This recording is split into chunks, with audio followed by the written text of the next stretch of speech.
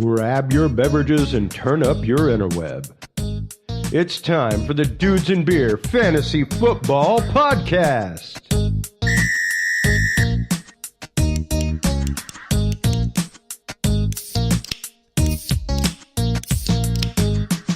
Fantasy freaks and geeks, what is up? We are here with the Week 6 preview of the Dudes and Beer Fantasy Football Podcast. Matt McPeek here with Paul Dehel. What's up, man? How you doing? I'm doing great. Won both my leagues this week. Finally off the Ofer Schneid in my PPR league. I'm now 1-4, and in my standard league, I am 4-1. So Delicious. Things are looking up. Good for you, man. I'm happy to hear that. We are going to be doing the podcast a little bit differently. I know you guys have been hearing me say this pretty much every week, but I'm trying to figure out what works best, so cut me some slack, all right? We're for you. We're for the people. So what we're going to do is try and make it easier for you guys to pinpoint certain games. I understand some people have some time constraints. They can't listen to the entirety of the podcast, which is okay. You know, I prefer if you listen to the whole thing, but it's okay. I understand. So what we're going to do is... for example, this week we have the Thursday night game is the Eagles at the Giants. So it's two NFC East teams. So we're going to follow that with the other two NFC East teams. We got the Panthers playing the Redskins and the Jaguars at the Cowboys. So you'll be able to get all your NFC East information here in part one of the Dudes and Beer Fantasy Football Podcast. And then everything else, all the other games will be stacked up in similar order. So that way you can go through and hear, if you're just looking for a specific team, you'll be able to find them depending on what division they play in. So we're also going to go through this episode, or this part one of the episode. We're going to do a little bit of daily fantasy stuff with Adam. He unfortunately wasn't able to join us for the entirety of the podcast, but he was able to come in. And radioed down from the booth. Oh, yeah. We got his plays in, don't worry. He's got his, his value plays, and he likes a couple different stacks this week on the daily fantasy side. We're also going to look at some winners and losers in our Cheers to You, Pour One Out segment. We're going to look at some trades that all three of us actually have been involved with, and also some of our friends that have maybe hit us up for some opinions. We're gonna tell some guys to get their ass on the bench because it was a weird week as far as scoring goes. I feel like there was a lot of dudes that let us down. And then we're going to look at the two teams on buys, the major players on those teams, the fantasy-relevant players on those teams that you need to definitely replace this week if they've been in your starting lineup. So why don't we start this portion of the podcast with Adam's daily fantasy segment. It is time for some daily fantasy football talk here. Adam, what is the game that you are seeing the most daily fantasy production coming from this weekend? So I think the game this weekend, guys, to really stack your players in is that Tampa Bay Atlanta game. I think that game screams value and points. So right off the bat, this isn't going to be a popular pick necessarily, but I'm going Jameis Winston at quarterback. I think it's time Jameis comes out and says, I was the first-round pick for a reason. Let me show you why. Also, Atlanta's secondary is... the term I like to use, garbage. Well, they're garbage. They are banged up big time. Ton of injuries in the Atlanta secondary. And can't you just see that Tampa Bay team with all that speed and talent? Those receivers are just going to go, they have potential to go bananas. The two of which that I would probably have on my team are obviously going to be some combination of Mike Evans and Chris Godwin. I've been wrong on Deshaun Jackson before, but I like Godwin's price more. I could see him catching a touchdown. $5,900 for Godwin. Exactly. Now, to the other side of the ball, though, and arguably the money-getter side of the ball, if you will, Julio Jones. I've got Julio Jones in every lineup I will be having come this weekend. That's a great pick because Julio lifetime against the Tampa Bay Buccaneers has 10 touchdowns. That is the only team in the league that Julio has double-digit touchdowns against. So if he's scoring touchdowns against anyone, it seems to be the Tampa Bay Buccaneers because, unfortunately, as most of you Julio owners know, he doesn't score touchdowns against everyone. Yeah, if you've been waiting for Julio to score a touchdown, this seems like the week he's going to do it. 100%, and mix that in with the points he's been getting from yards and receptions. I think Julio's gonna have himself a big day, and you hope that a lot of people shy away because of that touchdown statistic that they're probably not aware of, which is why you're listening, correct? The next closest team that Julio has with touchdowns against is the Carolina Panthers. he scored 5 touchdowns against them. So Tampa Bay Buccaneers, 10 touchdowns in his career against them. The second closest team, also in the division, obviously, is only 5 touchdowns. Half of that, yeah. Julio likes to score on those Buccaneers. And I think we're going to see a lot of scoring in this game. It doesn't strike me as a game where there's going to be a lot of run plays. I mean, you got no running backs really on the Tampa Bay side. And not at all. God knows what's going on in Atlanta. I mean, Devontae Freeman's back. Tevin Coleman's done nothing. Devontae Freeman certainly did nothing last week for you owners that were excited to put him in, like myself. That ball's going in the air. It's going in the air big time on both sides. Stack the receivers. Pick your quarterback between the two. I wouldn't veer too far out of those two quarterbacks. Now, there's another few value plays that you might want to consider.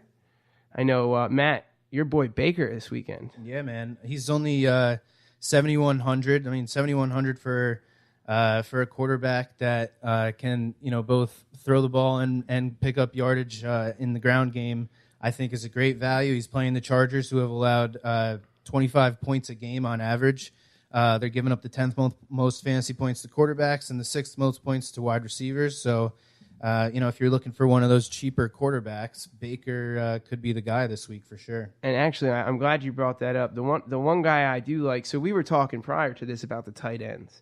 Paul, you made a good point. There's pretty much one lock at tight end at this point. He's playing Thursday, and you're going to have to pay up for him, none other than Zach Ertz. So to save yourself some money, you're going to have to figure out how to save some money if you're going to be going Julio and some combination of anyone else. I'm going Njoku. I mean, last week, he had a nice little showing. It was kind of a good, slow start. I know the Chargers, they might be decent against the tight end, but when you have a rookie quarterback, sometimes they need a target. You know what? Sometimes it doesn't matter. Njoku might not come out and catch a touchdown, but he might come out with 10 receptions. You just never know with these rookie quarterbacks when they come out. And I think Baker likes him. And, I mean, any tight end that's worth 5,500 that's getting 11 targets a game, exactly, that's easy money, man. You gotta play that tight end, especially one that has the touchdown upside like Njoku does. 100%. And just remember, guys, you're not paying up on you got to go low on some positions in order to get those big name players you want. I think Njoku and Baker might be the two duos to hone in, and if you do so, you could have a combination of Julio, Mike Evans, and Chris Godwin there at receiver. So that's more of like a Baker and Njoku's kind of like a cheaper stack to go along with the more expensive stacks of those top receivers. I really think this year we've seen in daily fantasy especially, the quarterbacks have been a crapshoot each week. Some guys kill it, some guys don't. As long as you can get a guy that's going to come out and get you 2 touchdowns and then pay up at either the running back or receiver position and get your points there, I think it's a safer bet to try and pay high for a receiver and a running back to get those guaranteed points. It's been such a dice throw this year as to who's going to do what. We've seen matchups. We were talking earlier, that Cleveland-Pittsburgh game or the Cleveland-Baltimore game.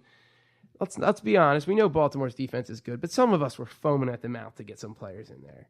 And you see this AFC North matchup just grind you down and put you to sleep. I'm paying up for Julio. I'm paying up for Mike Evans. I know I've been all about these wide receiver twos this year. Not this week. So you're staying away from the Steeler-Bengals stacks. Well, there are 2 players in particular that I will not be staying away from in those games. And that would be the running backs. I've never seen an AFC North matchup where the running backs weren't heavily used. Right. Come hell or high water, they just like to hand the ball off and beat each other up. So, Joe Mixon looked nice last week, didn't he? And, Joe Mixon, lifetime against the Steelers, it's only 2 games from last season, but he's averaging close to 6 yards a carry in those 2 games, knowing that he is the featured back, knowing that he is hopefully healthy. The Bengals, like you said, Adam, are going to use him heavily because that's what AFC North football looks like. And you know what I like about Joe Mixon this week especially is he's 7,500. I mean, he's middle of the pack. And for a running back, one that has that type of statistics and he's going to get the chance. An RB1 that's got a great matchup, and that is going to get the probably every carry. I mean, unless that third stringer that they have gets 1 or 2 carries here or there, but he's definitely going to be on the field the overwhelming majority of the time. Absolutely. And just to put it in perspective, guys, where Joe Mixon's at, the running backs directly behind him would be Adrian Peterson, Isaiah Crowell. I mean, I know he had a big game last week, but let's not get ahead of ourselves. Joe Mixon is the lowest priced 1A running back that you can get. I'm all over that. It plays right back into spend up at those wide receivers in that Tampa Bay Atlanta game. Cool. What about some cheaper running backs? I see your Eagle running backs, Corey Clement and Wendell Smallwood, 5,500 and 500, or 5,500 and 5,000 for each of those two. What do you guys think of them?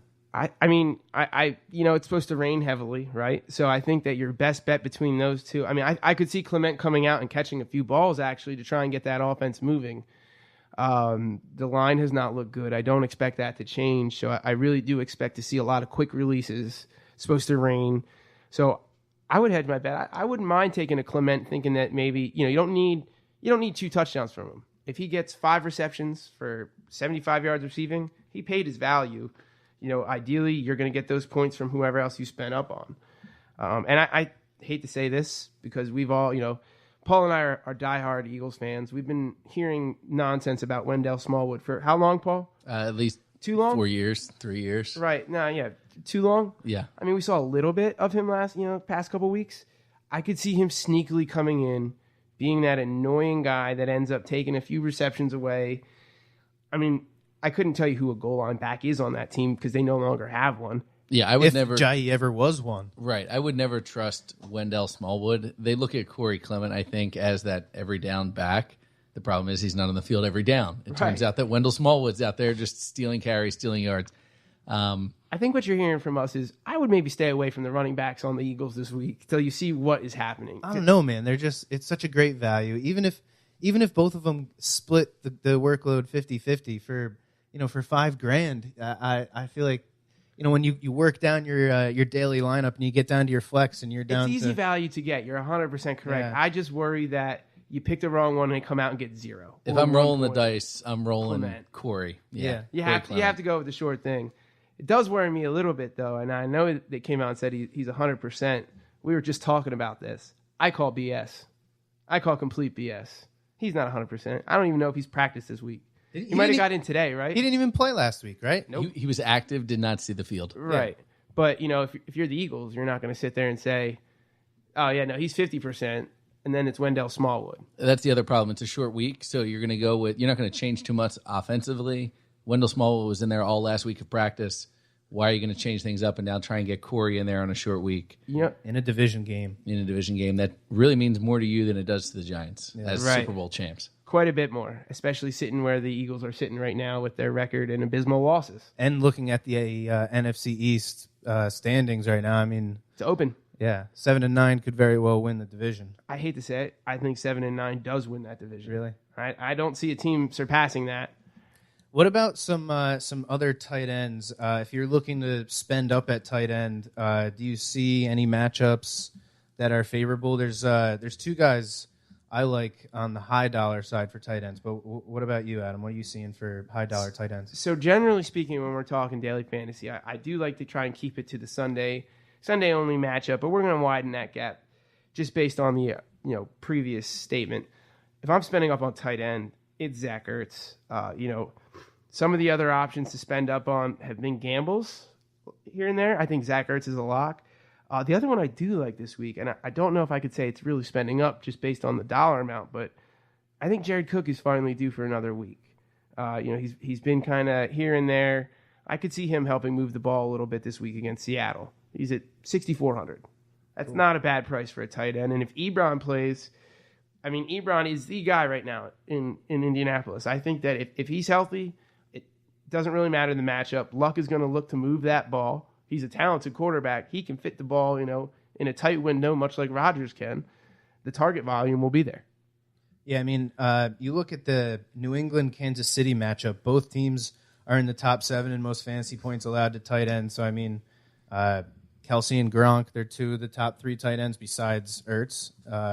So, if you're looking to have a big-time name in your tight end spot, I think those are 2 names you could look at, too. Is there anything else you see in the daily fantasy realm right now that's sticking out to you?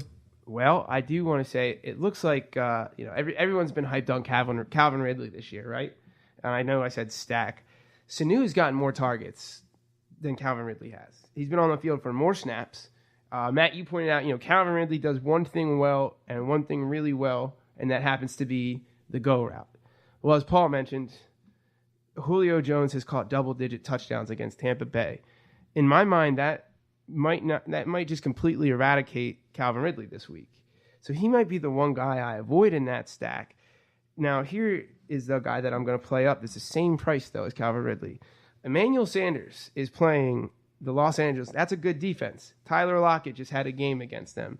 Emmanuel Sanders has actually done well against good defenses this year because you have to respect Demaryius Thomas. I'm actually going to take a shot at him. I think he'll be very low owned. I think people shy away from that Rams defense, rightfully so. But again, Emmanuel's produced. I mean, he did decent against Baltimore. He's done well against these defenses. So do you think Marcus Peters sticks on him, or do you think he sticks to Demaryius, or do you think he stays to one side? I think they might keep him on a side, and I think that's where you see Emmanuel Sanders start to come in. He ends up getting those random first off, Case Keenum's looking at him. For whatever reason, that's his guy. Yeah, and he's running routes. 14 targets last week for Emmanuel Sanders. But teams know Demaryius is still Demaryius, so that you can't not cover him. Right. So I like Emmanuel this week. I know it's not going to be a popular opinion, but for that price, you don't need much, and he's going to get the chance. I mean, at the very least, they're going to throw him the ball. So, I'm staying away from Calvin Ridley. I'm going Emmanuel for the same price. And other than that, I'm going that stack. I do like Yeldon this week, by the way, too. I mean, I think that Jacksonville team is depleted, and Yeldon's helping them move the ball, catching the ball, running the ball. That's the other running back I'm heavily looking at as well.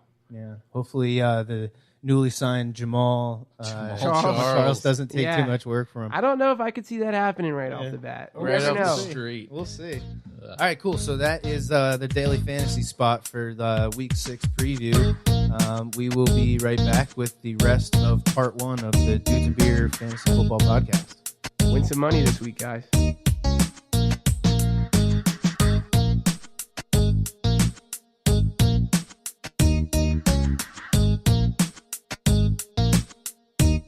And we're back. Thanks to Adam for his daily fantasy advice there. I know some of his picks last week actually hit for us this week. So if you won some money, to Adam, if you want to send some over to the Dudes and Beer Fantasy Football Podcast, it's all good with us. We will put it towards some ice cold beer. So, who was that receiver that Adam was high on from last week? Adam had a huge one that helped me out, and that we're going to start off our cheers to you section of the podcast with Marquez Valdez-Scantling. I heard Adam's text really last week of who he liked. He brought up Marquez as a very low-value guy, someone you could get on the cheap. He was definitely at the bottom of the bargain bins. I ended up picking him up in a PPR league because I needed the help. Marquez had 10 targets. His line ended up being 7 receptions, 68 yards, and a touchdown. Had a second touchdown called back by a penalty, and his 10 targets were third on the team, only behind Devontae Adams and Jimmy Graham. So if you rostered Marquez in either daily fantasy or regular fantasy last week, we all have Adam to thank on that one. So cheers to Adam as well, I guess. Cheers to you, Adam. Too bad he couldn't stick around for the entirety of the podcast, but he'll be back next week. I'll drink the beer for him. Yeah, there we go. One of the guys that I want to cheers to is Joe Mixon. I have him in my only standard league, and he was the guy that I got. I feel like he was in the 6th or 7th round for some crazy reason, and I'm really excited to have him back. I feel like he's going to help my team get back to 500. Last week he comes back from that surgery on his knee. I know it was minor. It was apparently an orthoscopic surgery, just cleaning stuff up, but still, you had a dude operating on your knee 2 weeks ago, and you come in and play in an NFL game, get 22 carries, just under 100 rushing yards, caught 3 of 4 passes for 22 yards and a touchdown. The guy is showing us why the Bengals drafted him last year so high. He was great, and I'm really excited to see him back. And such an interesting situation they have there in Cincinnati. Mixon was playing well, he goes down. They bring in Gio's playing well, he goes down, and now Mixon comes back and he looks like he's keeping it going for that Bengals team that has been playing very well. Didn't miss a beat. Cheers to you, Joe Mixon. Beautiful. Another guy for my Jets is Robbie Anderson. I want to cheers one to you, although it pains me to do that because you've been extremely inconsistent and extremely disappointing, but you showed out for sure. You finally connected on some deep passes. It's encouraging to see that the Jets are actually focusing on that. I don't know about focusing on, but they're willing to take those shots. And we saw what you can do with a guy with that kind of speed. So cheers to you, Robbie Anderson. Please do not get pulled over again. Please just keep playing football. And then we have probably the biggest cheers of the whole week, maybe even the whole season. Record-breaking cheers here with Drew Brees. Not necessarily, I mean, he wasn't the top quarterback this week in terms of fantasy points, but Drew absolutely balled out on Monday night, set the all-time passing yardage record, and did it by throwing a 63-yard touchdown pass. So it was even cooler because the Saints were prepared. The NFL was prepared to stop the game, let them celebrate, thinking it might have been like a 7-yard pass or like a 15-yard pass. But nope, Drew went all the way to the house with a 63-yard bomb. He was 26 for 29. Drew Brees had 3 incompletions on Monday night against the Redskins, 363 yards, 3 touchdowns, and yes, the all-time passing record for yardage. So cheers to you, Drew Brees. Well done, well deserved.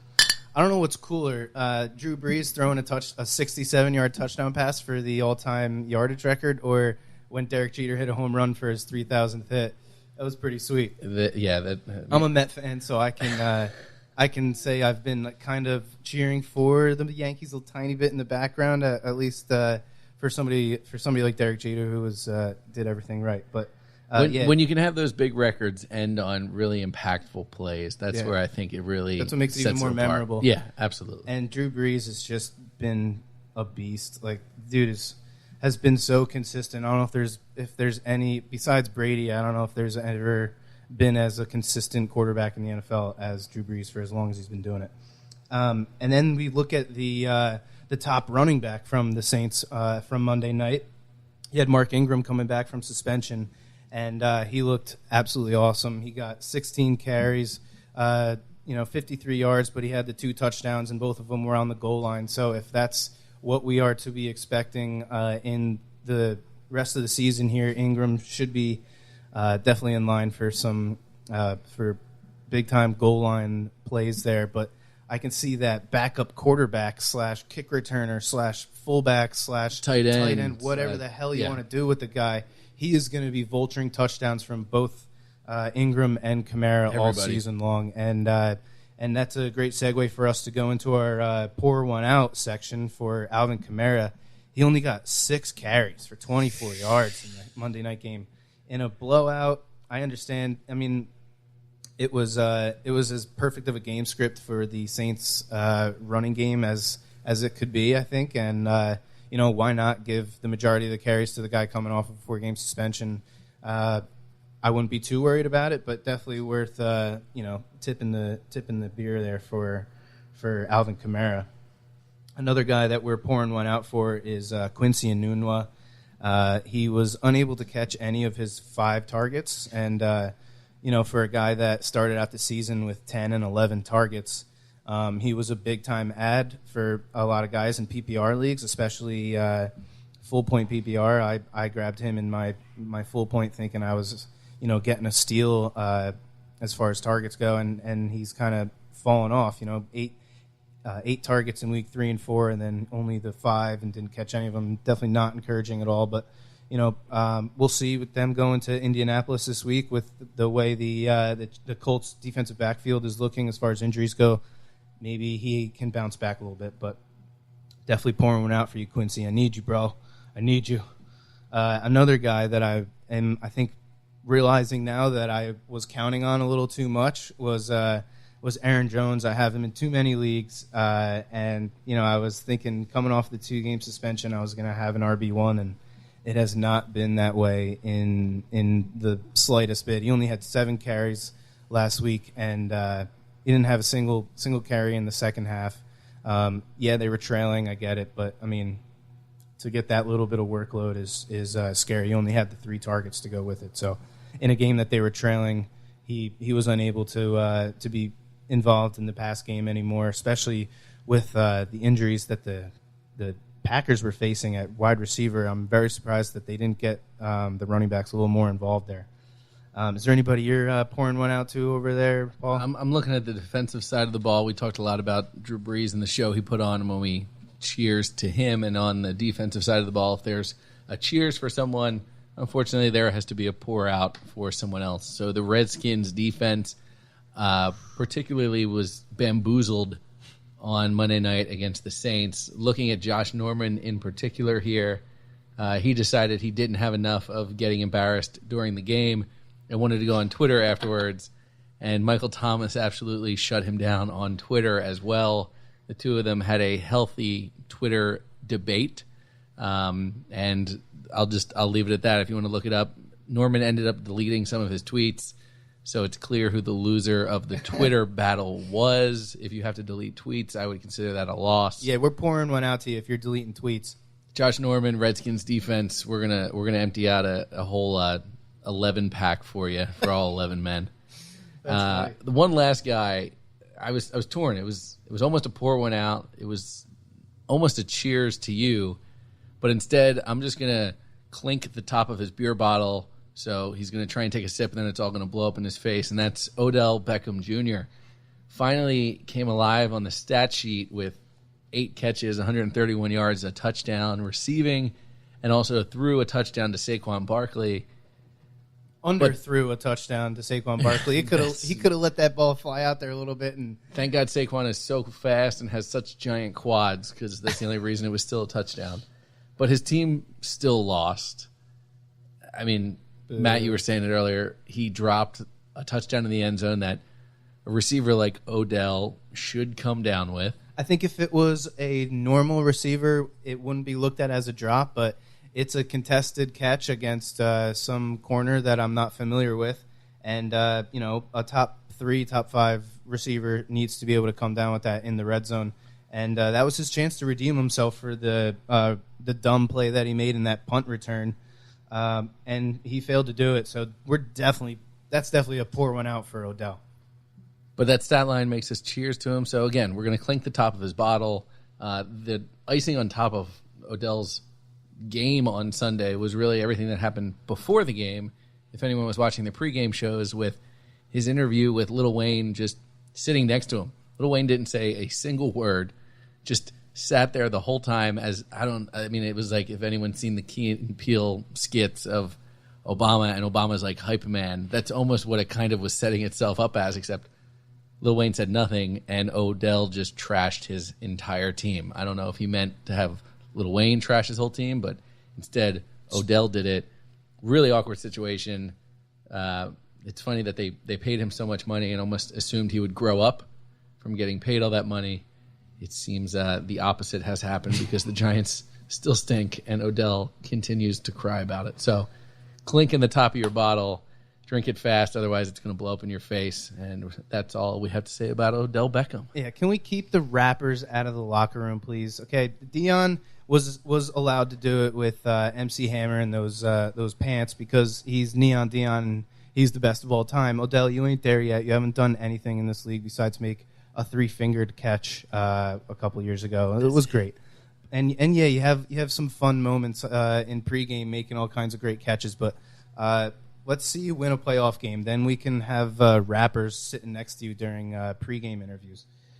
So that is a nice little segment into our trade talks here.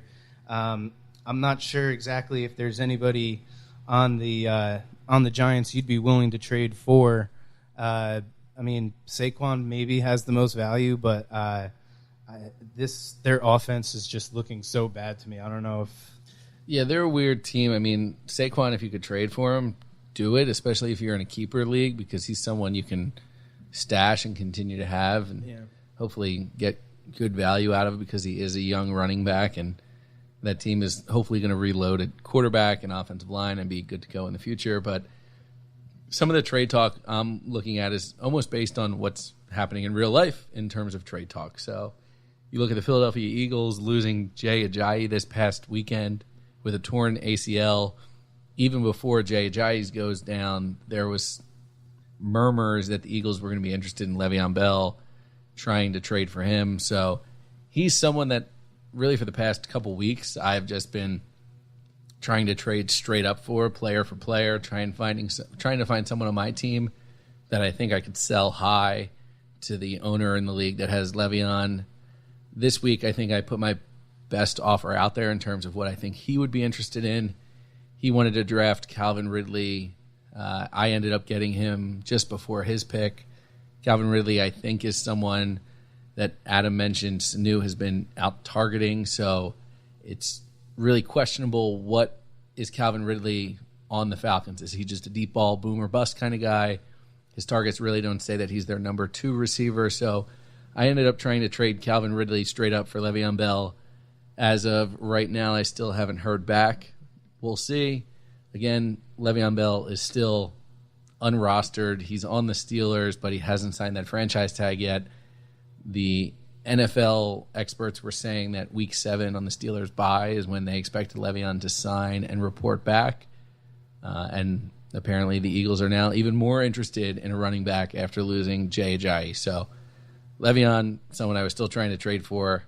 Another person that could be interesting is LaShawn McCoy. Hasn't been able to do much on the Buffalo Bills. But again, another name that's come up in these Eagles talks. Shady had a good career with the Eagles when he was here. Hasn't produced a lot in Buffalo this season. Has been a little bit banged up.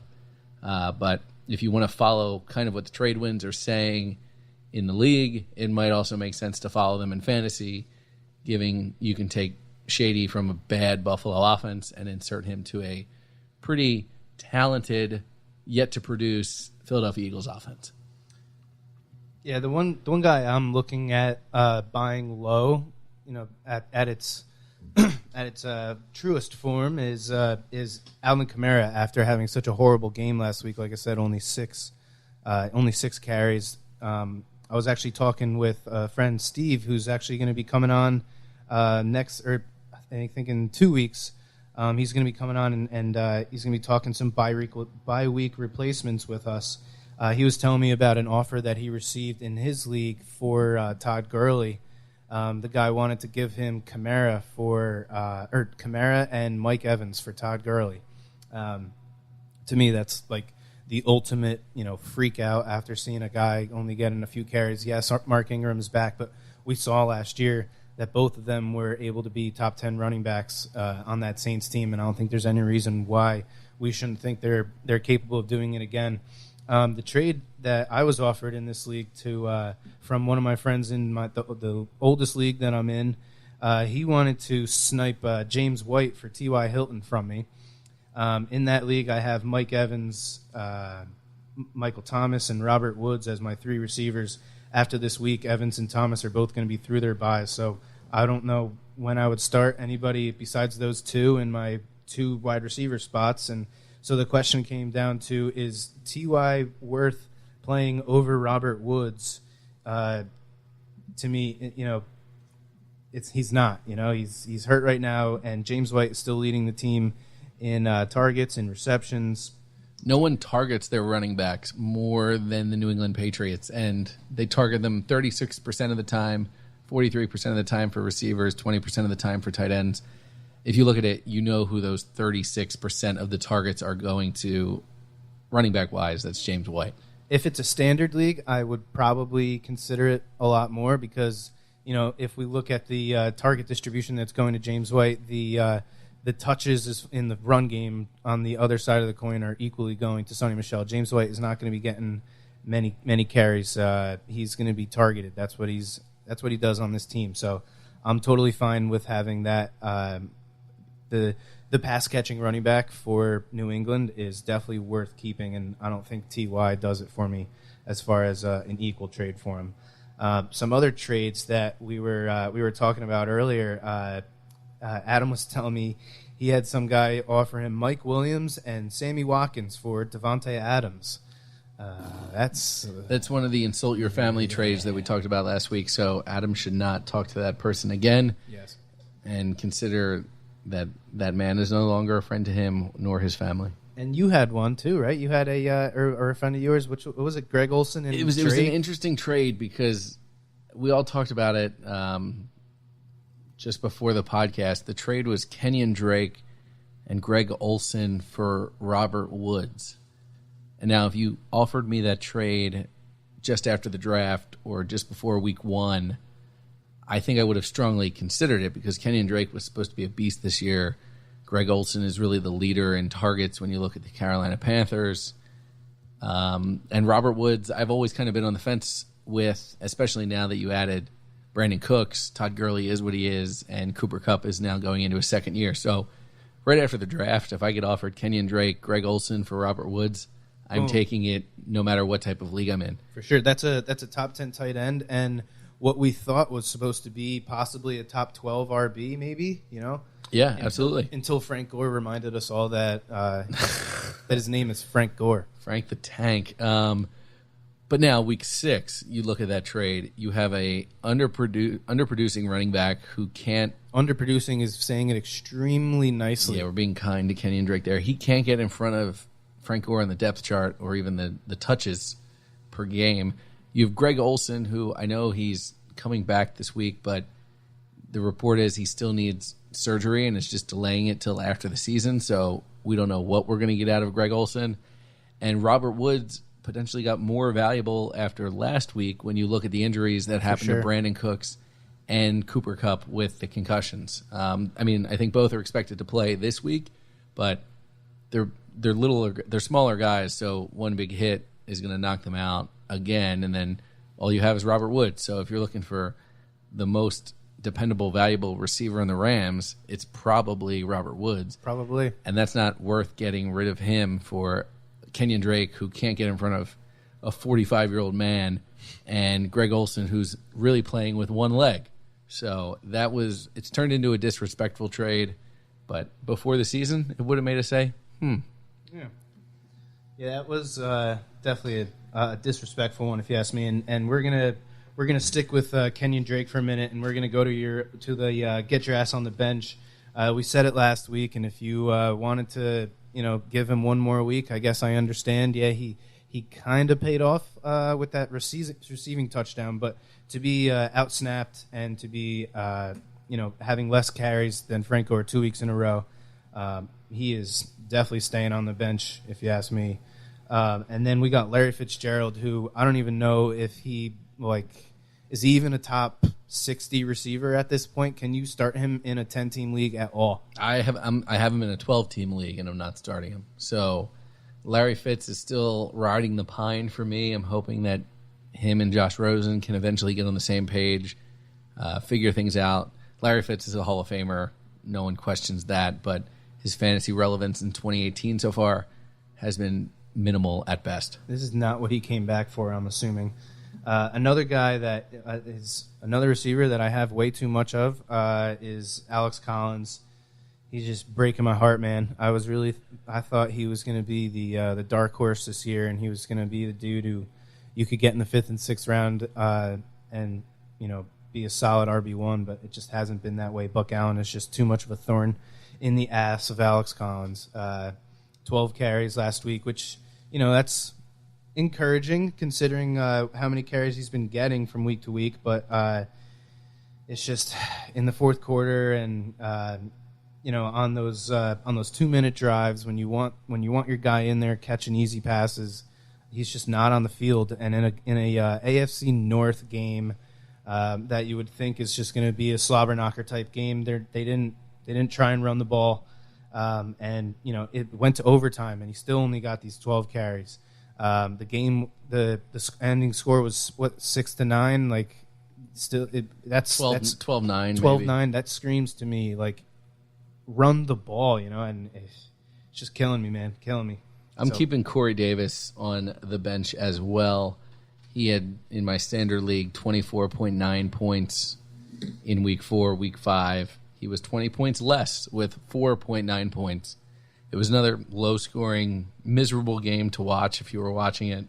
But Corey Davis, all the talent in the world, and just can't put it together in back-to-back weeks.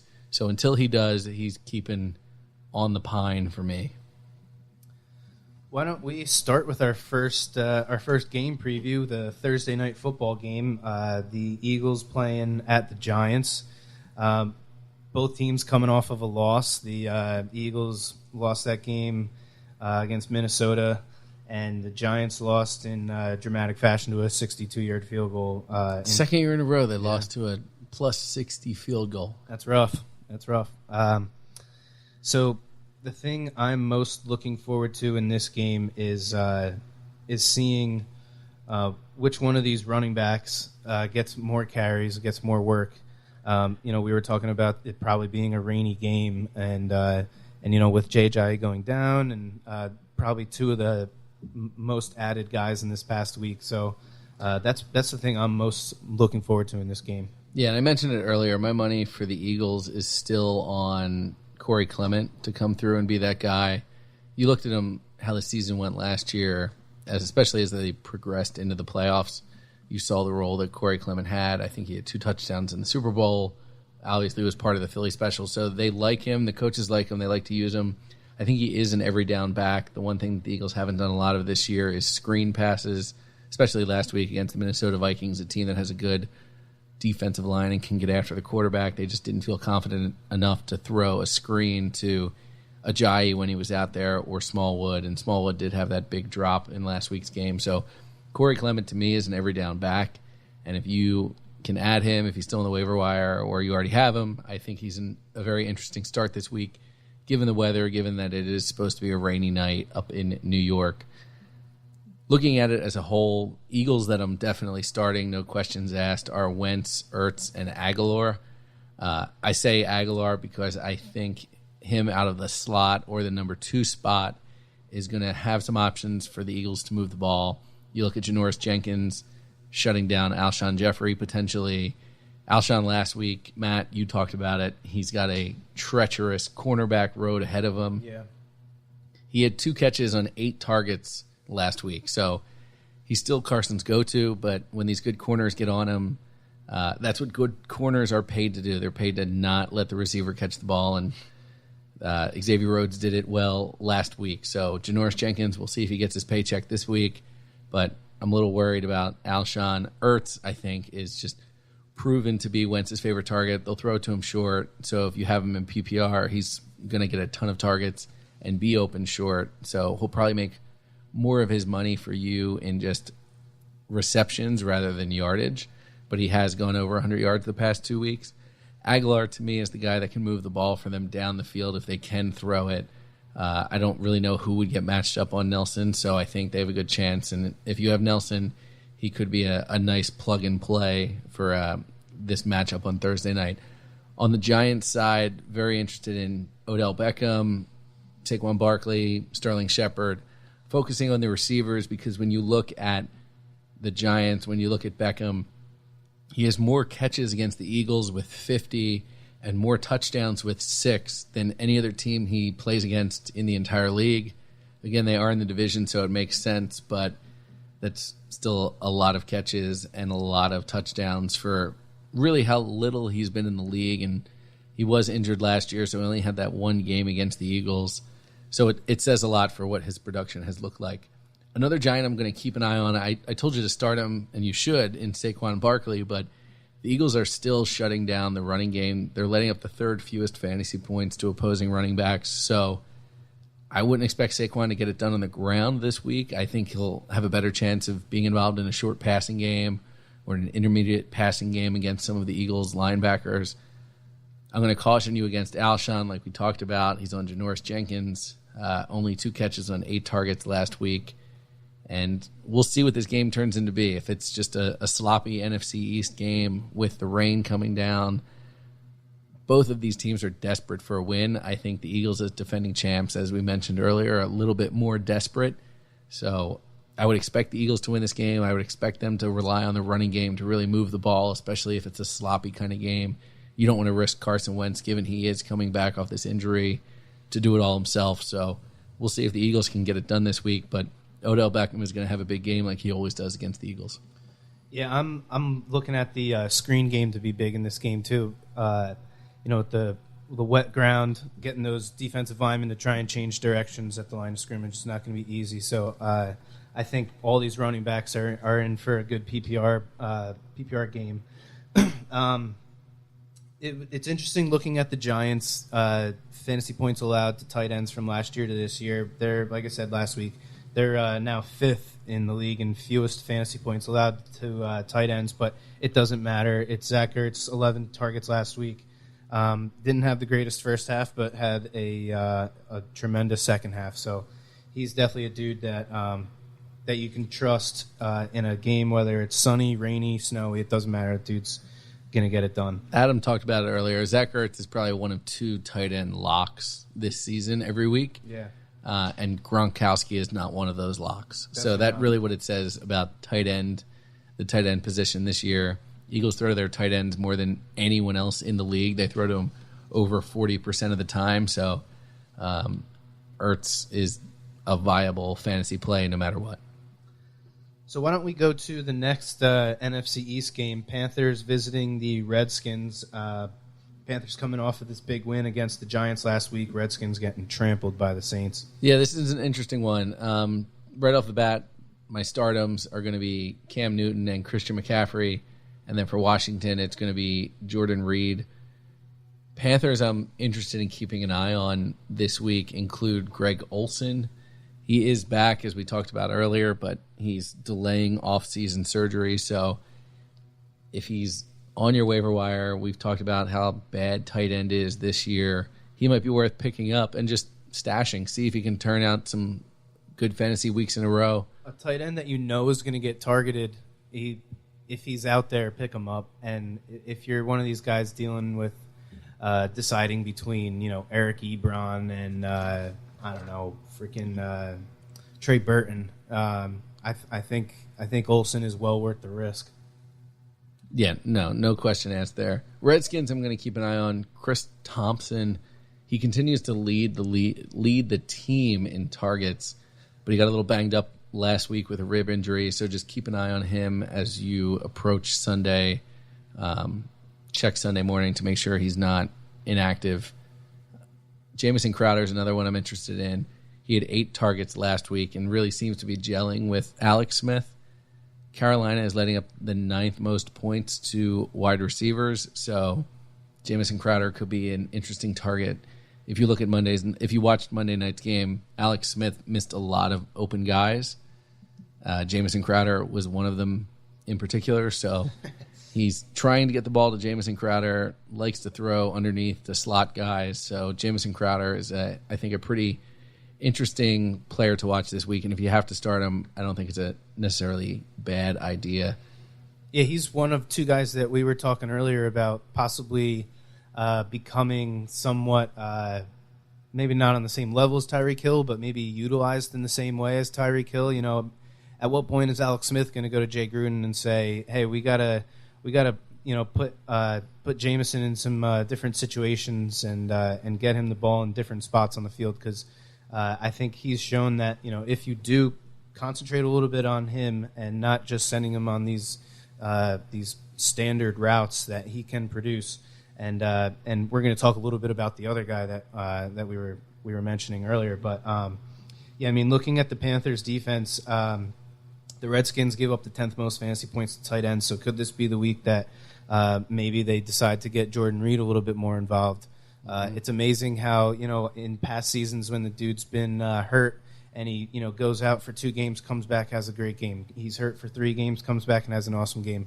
And now that they have him in full health, and it's been 5 weeks now. They had their bye week, but so 4 games, and yet he's not having a very good season at all. So for all of us that have been saying, as soon as he has a season fully healthy, he's going to set the world on fire, and it just hasn't happened. So maybe this is the week they try and focus on getting him a little bit more involved. Looking at the injury report, too, we talked about Chris Thompson. Adrian Peterson is another one for those owners that have been desperate enough to play AP at all this year. Dislocated his shoulder in Monday night's game. Yep. So it's not a long week of rest. Again, playing on Monday night, turning around on Sunday. So keep an eye on AP for those AP owners out there that need to start him. He has a tough matchup this week against the Carolina Panthers and is pretty banged up after Monday night. And I was really disappointed in the cornerback tandem of the Redskins. I thought Dunbar was going to have not really, I don't know about a breakout season, but I thought he was going to elevate at least to the same level as Josh Norman, but they just got pwned by Drew Brees and the Saints. So I would say, be wary about Devin Funchess if you're one of the Devin Funchess owners, but after seeing what the Redskins gave up last week, I think you can start him without any fear or hesitation. The last NFC East game is the Jacksonville Jaguars going to play at the Dallas Cowboys. Two defenses that are pretty damn good, actually. I think some of us, at least I am, a little bit surprised at the Cowboys' defense so far this year. I didn't think they were going to be able to be as competitive, considering how bad their offense looks. It's really the only reason they're in games is their defense. Him and Zeke, and when you look at the matchup against the Jaguars, as a Zeke owner in one of my leagues, I'm really scared. I don't know if I should even start him because I don't know what the Cowboys' threat to the defense is besides Zeke Elliott. And I know every defense looks at it like that, but this Jaguars defense is different. They got beasts at every single position. You look at their defensive linemen, they're all massive. They're all great. You look at their corners, they're all great. Their safeties are all great. Every one of their linebackers is awesome at what they do. So I'm not starting any Cowboys. I guess maybe you can start the tight end. What's his name? Swaim? Swaim. I mean, if you're really hurting at tight end, he was the team leader in yards last week with 56 yards. He caught three targets. But yeah, I mean, you look at Hearns, Gallup, and Beasley. All three of them had 3 targets. All 3 of them only caught 1 pass, and all 3 of them had under 10 yards. And that was against the Texans defense, which is not very good. And now you're going to put them up against the Jaguars, a team that's pretty pissed off after losing that game to Kansas City. I mean, I think the Jacksonville Jaguars could put 10 men in the box just to stop Zeke Elliott, and Jalen Ramsey could cover any receiving threat they put on the field by himself. Yep. So yeah, I'm with you. There's no fantasy relevant Cowboys out wide this week, and even Zeke is a risk inside because the Texans did a good job last week of shutting him down. It wasn't a Zeke Elliott type performance last week, and I think the Jacksonville Jaguars are going to watch that film and do the exact same thing. Yep. I'm looking at the tight ends from the Jags. We saw Austin Seferian-Jenkins go on IR. And we saw Niles Paul come in. He caught 7 of 9 targets. It's pretty good. 65 yards for a backup tight end that came out of nowhere. I think if you're one of those tight end streamer guys, if you're really hurting, it's probably not one of the worst decisions you can make. I think I saw he only stayed in as a blocker on 2 of 35 snaps, I think it was. So he's definitely in there to run routes. The other guy in the Jacksonville wide receiving group that has been impressive is Dante Moncrief. Had 15 targets last week. Yeah, I know the game script was a little off for what the Jaguars want it to be, and they're probably not going to be looking to throw the ball as much as they have been so far this season without having Leonard Fournette. But, I mean, Moncrief has led the team in targets 2 weeks in a row now, I believe it has been, and he looks pretty good, man. So he's another guy, if in a deep league, if you're looking for a wide receiver, is not the worst option for you.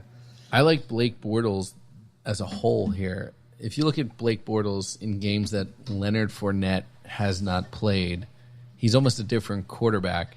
He averages 323 yards passing and more than 2 touchdowns a game in games that Fournette is not on the field. So their offense really does take on a new look. The Cowboys' offensive line can get after the quarterback pretty well, but Blake has shown that he is mobile. I wouldn't recommend watching the game because it's just going to be miserable watching Blake throw those wobblers, but it's something that his offensive lineman in the helmet. I mean, you can play him and he'll put up 23 points for you. He looked so horrible, yet he had 430 yards. I just don't. And he scored. He had 23 points on my bench last week as a quarterback. So if you need some help quarterback wise, as long as Fournette's out, Blake Bortles is really how that offense runs. And, I mean, it doesn't look like it when you watch, but he actually does put up points and yardage in terms of fantasy relevance.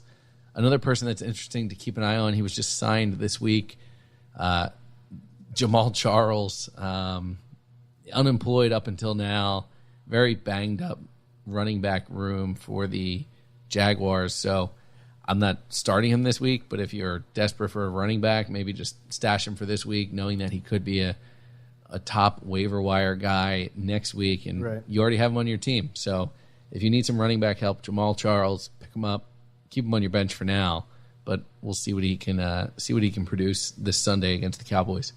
Yeah, and if you're the TJ Yeldon owner, it seems like your window of selling high on him is coming to a close. So if you got somebody that's only has one win so far, one of those 0-5 teams out there, I would try and sell him off for anything you can at this point, because after this week, Fournette will probably be back, and he'll be back to being Leonard Fournette. So, all right, so that does it for part one of the Dudes and Beer Fantasy Football Podcast. We will be coming back and doing part two, where we're gonna, like I said, we're gonna break it down into the 4 AFC East games. Then we're going to look at the AFC North games, and then we're going to finish with the NFC West games. So, if you're looking for a particular game, you're going to be able to find it in part 2 of the Dudes and Beer Fantasy Football Podcast. And we'll let you know some stellar bye week replacements as well for any of those Saints and Lions player owners out there. We'll help you out in episode 2, so definitely tune in and subscribe to that one.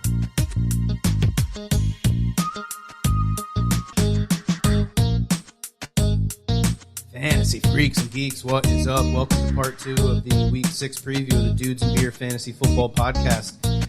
We are going to start part 2 with the thing we forgot to do in part 1, which is totally my fault. And we're going to talk about the 2 teams that are on bye and the players that you need to replace them, that you could replace them with, theoretically. And then we'll get into the 3 sections of games, the AFC East games, the AFC North games, and then the 4 traveling NFC West teams. So, Paul, why don't you kick us off with the 2 teams on bye? Yeah, let's do it. Happy to be with all of you again in part 2. Hope you all listened to part 1 and enjoyed that. In bye week replacements here, we're looking really at the Saints and the Lions. Broke it up into running backs, quarterbacks, and receivers. We'll start with the running backs first. Alvin Kamara, Mark Ingram on the Saints, Kerryon Johnson on the Lions. People I'm looking at here, Tariq Cohen had a huge week 4. The Miami Dolphins giving up the 6th most fantasy points to running backs. We'll see if they use Cohen the same way. He definitely outproduced Jordan Howard.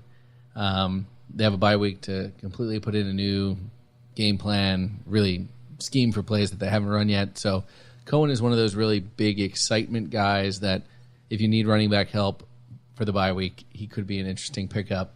We talked in part 1 a lot about Corey Clement and the Eagles running backs. Corey is the guy that we have, I think, pretty much a consensus on the one that will produce the most in the Eagles backfield given the loss of Jay Ajayi. He's an every down back. He'll catch the ball. He'll run the ball. At least he makes the most sense to get the majority of the workload. Yeah. Especially after seeing what he did last year. No question. So Corey Clement on the Eagles. And the guy that I'm interested in, still kind of a sleeper, Ronald Jones. He outtouched Peyton Barber in week 4 against those Chicago Bears, and Atlanta's giving up the 4th most fantasy points to running backs. So I don't know what they did over the bye week. Maybe they tried to focus on the run game a little bit more. They are bringing Jameis back, so the offense is changing a little bit from what we saw in the first 3 weeks with Fitzmagic. So Ronald Jones could be a potential bye week replacement if you need one. They have to get him. They have to at least try to get him going at some point. You don't draft a running back 38th overall with the intention of having him be in a committee.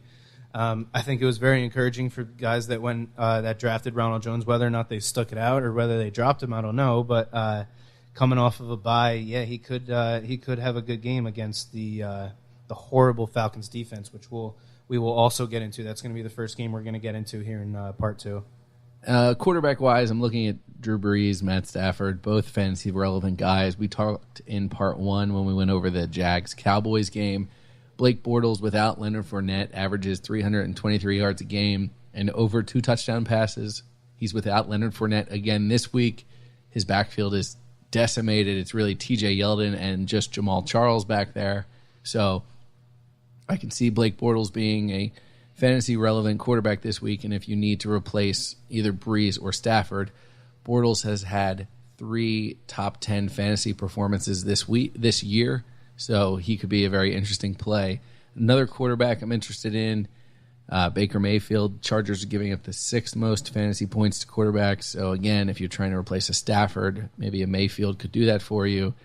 And then Jameis Winston. Jameis Winston is playing Atlanta. We're going to talk about that in a minute.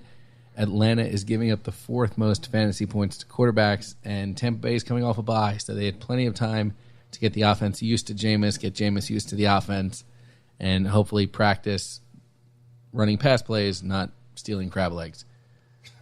Had to do it. Wide receiver wise, really on the Saints, it's to me just Michael Thomas. On the Lions, you could have any combination of Golden Tate, Marvin Jones, or Kenny Golladay that you're trying to replace. And by the way, if you have one of these guys and you're not sure whether or not you should drop them, so far I don't think there's been anyone mentioned that is worthy of dropping. Oh, no. Except for Marvin Jones to me.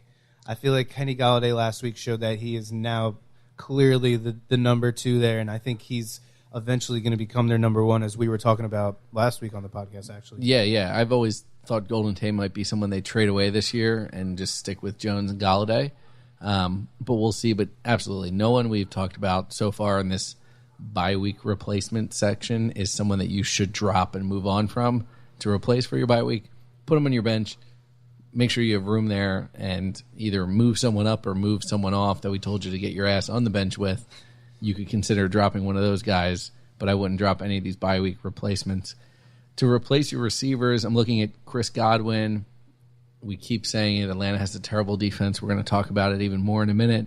And the secondary is pretty banged up. So Chris Godwin could be someone that is reliable, I think, in a PPR league, and also will get some touchdown looks for a standard league as well.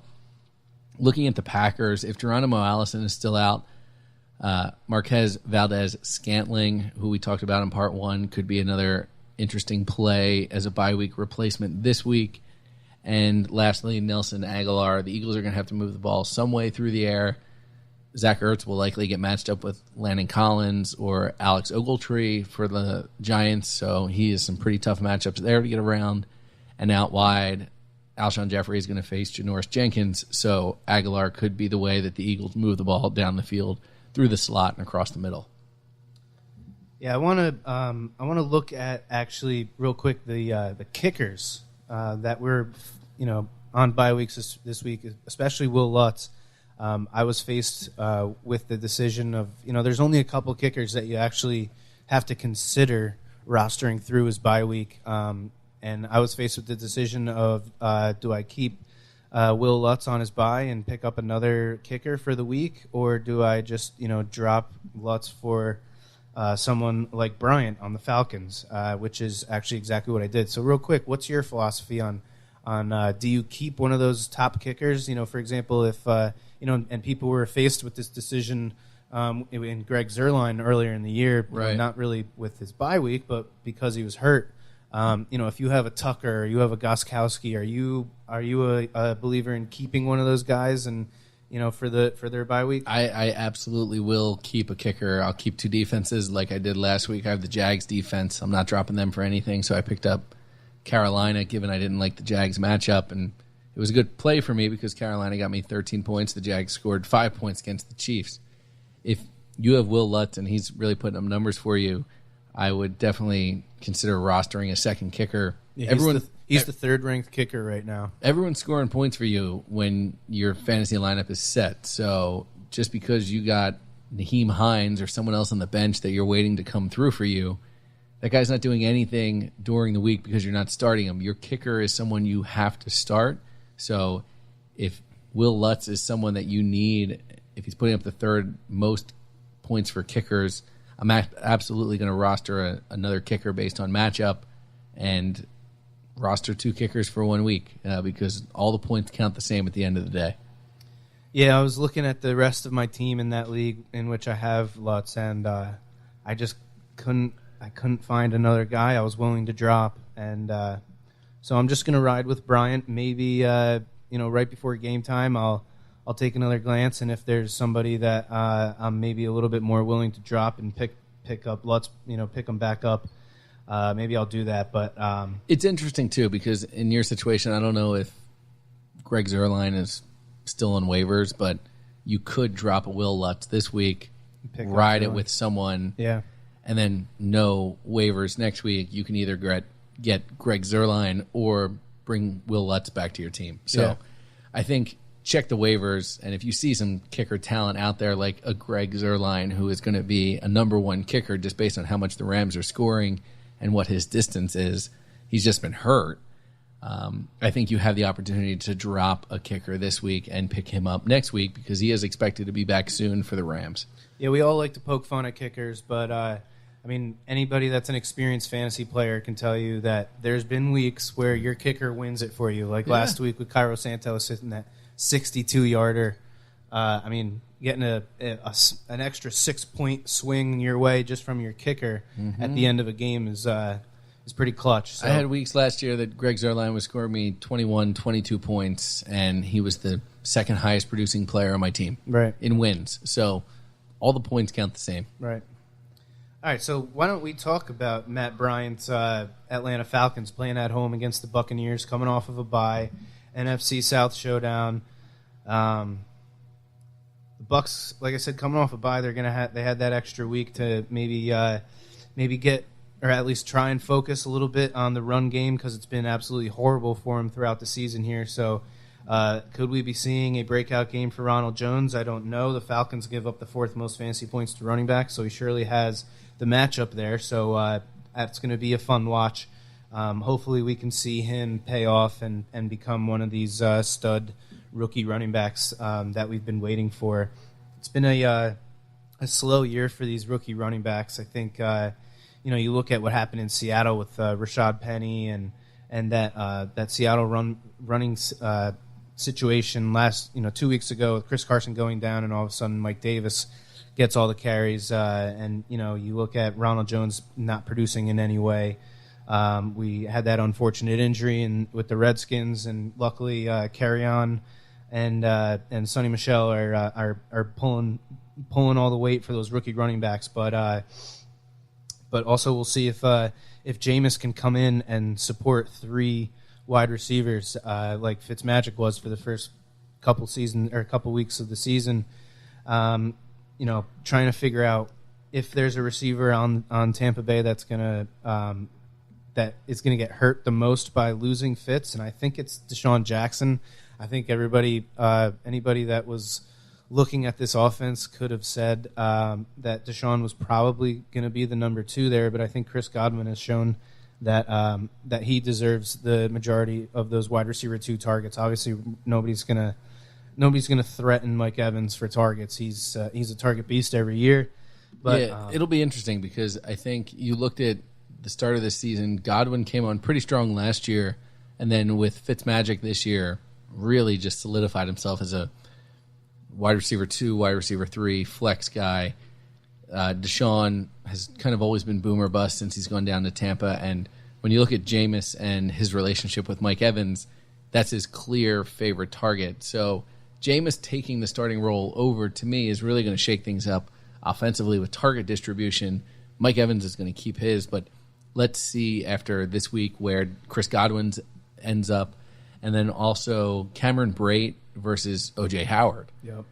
The two of them, I think, are pretty even in terms of skill set and what they can provide for the team. O.J. being a little bit more offensively gifted and athletically gifted than Cameron Brate, but I think what seasons past have showed us is that Jameis has a good relationship with Cameron Brate and trusts him in the red zone if Mike Evans is triple covered, like teams will do, because they know that's who Jameis wants to get the ball to. And especially with O.J. Howard being out for this game, Cameron Brate could come in and after having a week off and maybe reestablishing that chemistry that you talked of with him and Jameis. Could be seeing a nice game from him, although the Falcons are allowing the 9th fewest fantasy points to tight end so far this season. On the other side of the ball, the tight end for the Falcons last week had a pretty decent game. Caught 9 of 12 targets for 77 yards. Yeah, it would have been nice to see him grab himself a touchdown, but that seems to be the theme with the big-time Falcons, especially when you look at Julio. But the running backs for the Falcons, man, I'm glad that I did not draft Devontae Freeman. 8 carries coming off of the couple weeks off with that injury. Tevin Coleman only 7 carries, so 15 carries between the two of them. A total of 47 rushing yards. I don't know how you can trust either one of them. Yes, the Bucs are not the greatest team on defense. They're giving up the 7th most fantasy points to running backs. They're actually in the top 7 in every single category. So this defense is horrible.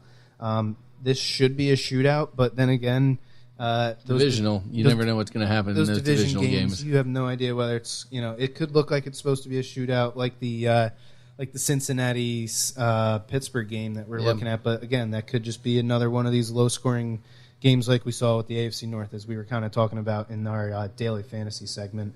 If anyone missed it and didn't tune in, first of all, tune in, listen to part 1 because you'll need the advice. But Julio Jones, we all know the touchdown drought that he seems to have been experiencing lately. We talked about it in part 1 during the DFS segment. Julio versus the Tampa Bay Buccaneers, in his career, 10 touchdowns. The next closest team, Carolina Panthers, 5 touchdowns. Julio loves to score against these Buccaneers for one reason or another. I don't know if it's the matchup or what. Chris Conte's not out there for him to baptize. So, look for Julio. For those Julio owners, you're obviously starting him. Maybe this is the week he carries you and does what you expected him to do every week. Yeah, we saw Calvin Ridley kind of disappoint a little bit, but you had to know he was coming back down to earth at some point. He only got those 5 targets, caught 4 of them for 38 yards. Not bad, but obviously not what people were hoping for if they were looking for him to continue that ridiculous streak of touchdowns that he was on there for a while. All right, we are going to start with the AFC East section of the game. So we have we got the Colts visiting my New York Jets. Jets looked great last week. They were just torching the Broncos in explosive plays, one after another. As we said earlier in our Cheers to You segment, Robbie Anderson had those 2 huge touchdowns. But still, he is the definition of boomer bust. He only caught three passes, yet he had 123 yards. So it's almost as fast as he drives. Yeah.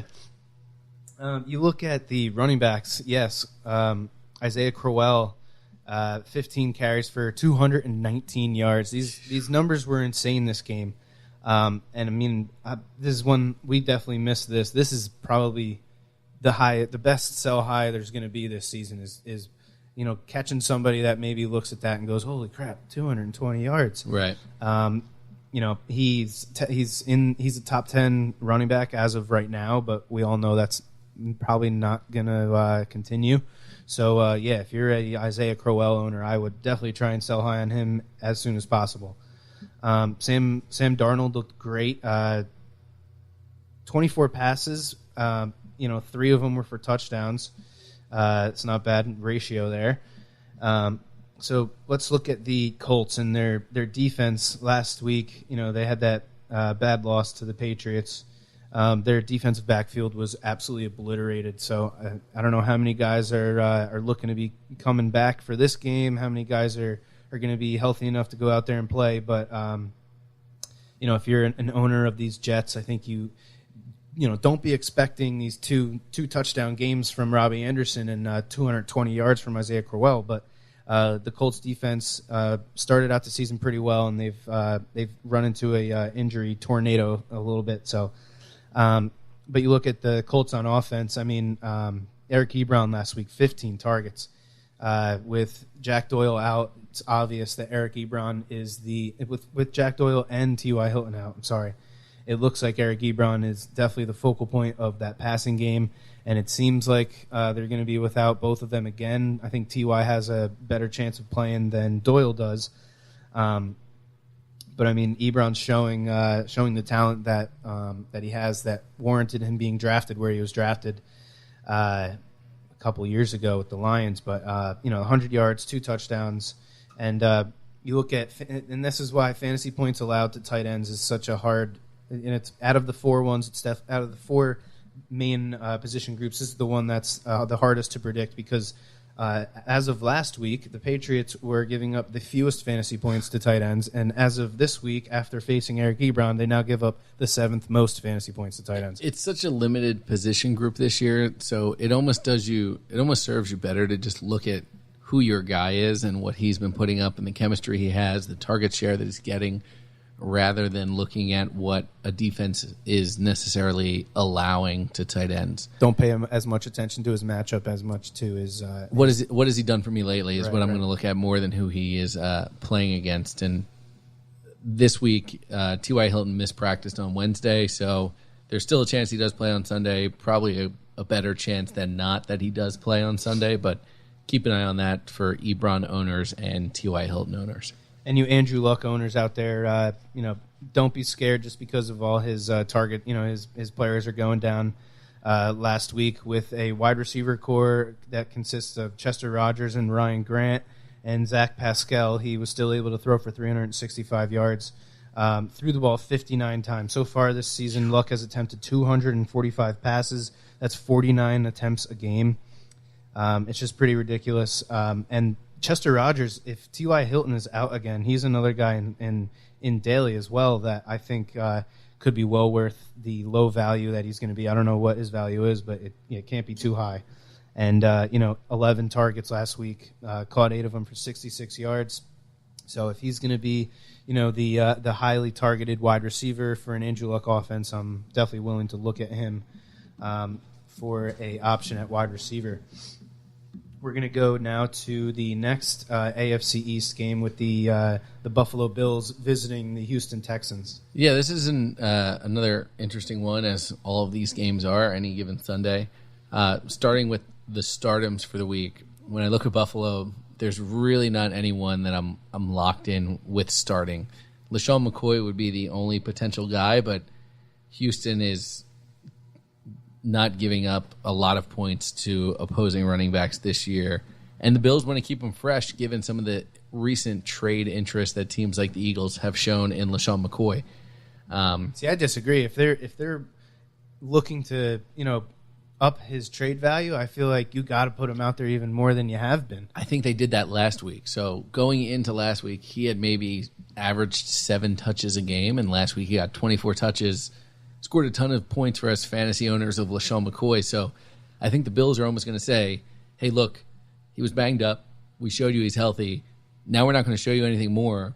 Come knock on our door if you want to trade for him, and this is what it's going to cost you. So interesting. It'll be interesting to see. Regardless, Houston is good against the run. They shut down Zeke last week. So Shady McCoy is probably the only relevant Buffalo Bill that I can think of. And I think he has a really tough matchup going into this week. Houston's side of the ball, obviously you're going to start DeAndre Hopkins no matter what. Even though he probably will get the Tre'Davious White experience. He's going to get the Tread White experience. But, he's a freak of nature. So the catch he had to set up the game-winning field goal for the Texans against the Cowboys last week was ridiculous. He spun his way down the entire field, and no one could tackle him. He just looks different than every other wide receiver. When he, as far as yards after the catch, everything he does is different. Oh my gosh, he just looks like an absolute monster once he gets the ball in his hands. Nuke to bomb. He's a freak of nature. Deshaun Watson, starting him. Will Fuller, starting him. Kiki Kute, starting him as well. They're a pass-heavy offense given the injuries that they have in the running back department there, and just really the lack of success. There's no relevant fantasy tight end. Ryan Griffin, who knows? He might boom for a big week, but I'm not going to tell you right now to pick him up and start Ryan Griffin. It will be interesting to see how DeAndre Hopkins fares against Trey White. If he's going to have an off week, maybe it's this one. But again, we think he's such a freak of nature that you're probably good. Lamar Miller, Alfred Blue, the two running backs here. Bills have been letting up a lot of points to running backs, but Houston really doesn't have a number one back. So Lamar Miller was banged up last week. I think we're seeing the emergence of the number, or at least what you can somewhat resembles a number one running back, at least in Alfred Blue, because I think Lamar Miller missed his chance. We saw him get out touched by Alfred Blue last week, and I think it's going to continue. And we'll see what happens when Deontay Foreman comes back as well. Yeah, no, Deontay Foreman, someone I picked up and stashed in an IR spot just because I'm interested to see. You have to run the ball to win in the NFL, and I think Bill O'Brien, the coach for the Houston Texans, knows that. That's the perfect use of the IR spot. That's great. Yeah. So I was pretty excited about that. Otherwise, if you need help with the defense this week, I don't know. I don't think they would be on your waiver wire, but maybe they are. Houston defense has been really impressing this year. J.J. Watt is playing like J.J. Watt of old, and the Bills' offense is kind of a train wreck here. So if you're looking to start a defense that would potentially score you some points, I think the Houston defense is a good defense to look at. My general thoughts are the Texans look like they're kind of getting back on track of what we expected them to be. I think everyone expected the world of Deshaun Watson going into this year, and I think he's just starting to get more confident and comfortable coming back from that injury.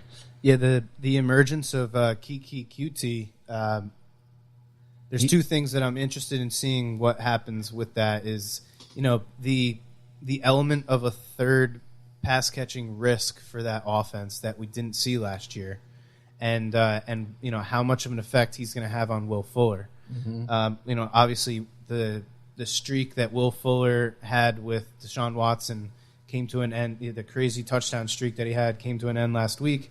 I didn't get a chance to see his snap count, but I know he was not on the field all that much. I think he only caught 3 passes from it was maybe 5 targets. But as a Will Fuller owner, I'm a little concerned of what Kiki QT is going to do to Will Fuller's production going down the stretch here in the fantasy season. Yeah, I think we talked about it last week how Kiki had the opportunity to become that middle of the field underneath guy. His touchdown last week was a 1-yard touchdown reception. So everything that you think a tight end would be involved with, it seems to be going to Kute. So if he's still out there, if you rostered him and they're still questioning whether to start him, I would say he's definitely a player that has earned a starting role. Yeah, for sure.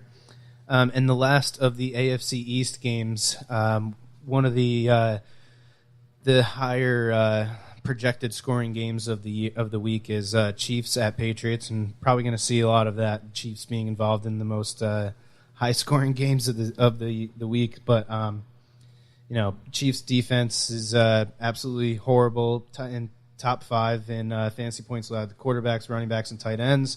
That is not the kind of defense you want to put out on the field against the Patriots. Looking at Patrick Mahomes last week, he finally threw his first interception of the season, and it was actually 2 of them against the Jags. But he had that rushing touchdown, 313 passing yards, so he was still great. And obviously, you're going to play him every week no matter what. Kareem Hunt had another nice game, but still just not involved in the pass game whatsoever. So, Kareem Hunt owners, it's going to be something you're going to be dealing with a lot. But I think this might be the week where we see him get a little bit more involved in the pass game. The Patriots, as I've said in the past, they take away what you do best. What the Chiefs do best is throw the ball down the field. So I can see them playing very, very soft coverage and just allowing anything that the Chiefs want underneath, which is why in DFS I'm definitely willing to pay up at tight end this week for Travis Kelce. Had the 100 yards last week, looked great. And then if you don't get a Thursday night play in your DFS, then Travis Kelce is your tight end that you're going to pay up for as that lock behind Zach Ertz. they're the really only 2 tight ends you can count on. And you look at the other tight end in this game, Gronk.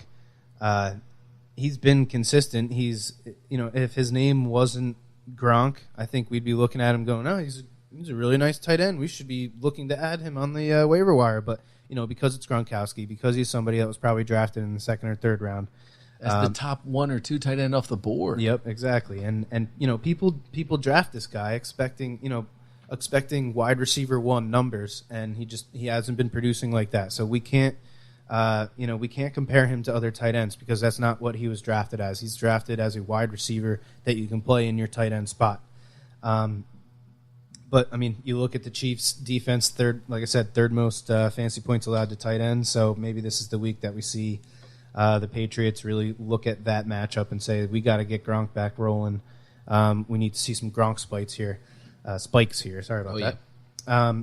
Looking at the running backs for the Patriots, we talked a little bit earlier about James White, but Sonny Michel showed why the Patriots drafted him so high in this last draft. He had the 18 carries, just under 100 yards and a touchdown.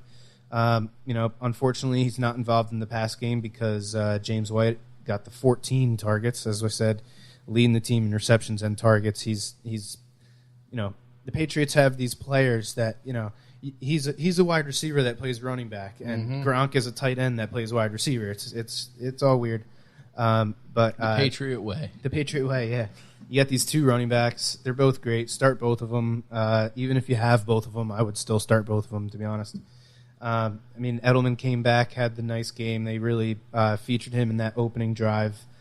Finished the game with 9 targets, which is nice to see. Josh Gordon had 50 yards and a touchdown on 4 targets, caught 2 of them. One of them was that slant that he took and ran for the touchdown.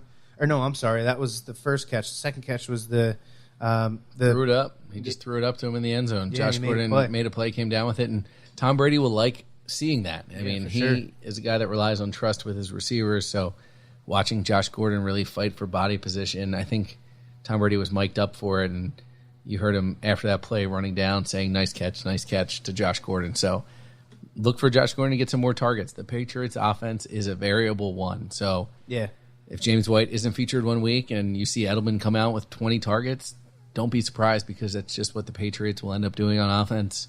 They're very unpredictable, and that's probably why they have such success in real life. Yeah, there's no way of figuring out what the Patriots are going to do week to week.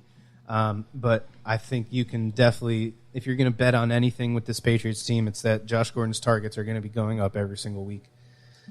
So that does it for the AFC East section. One more. We got the Dolphins. Oh, I'm sorry, man. Don't leave out those measly Dolphins. My bad. To me, the Dolphins are the biggest frauds of the first quarter of the NFL season here so far. So not terribly surprised that you overlooked them here because I think a lot of other teams are starting to do this as well. But the Bears are going to be at the Dolphins this weekend. Going over the stardoms, first and foremost, I'm looking at Jordan Howard, looking at Tariq Cohen. Miami is letting up the 6th most fantasy points to opposing running backs. Switching sides of the ball, Miami, I'm not starting anyone. I don't trust anyone on the Miami Dolphins. So I really think you can avoid most of them. We've talked at length on this podcast about Kenyon Drake and how he has failed. All of us that have trusted him or drafted him highly, given what he was putting up towards the end of last year. Positive sign from last week, he did lead the team in receptions, but he's still being out-touched by Frank Gore in the running game, which is ridiculous to think about given the age and how long in the tooth Frank Gore is. So no Dolphins are on my radar this week to start.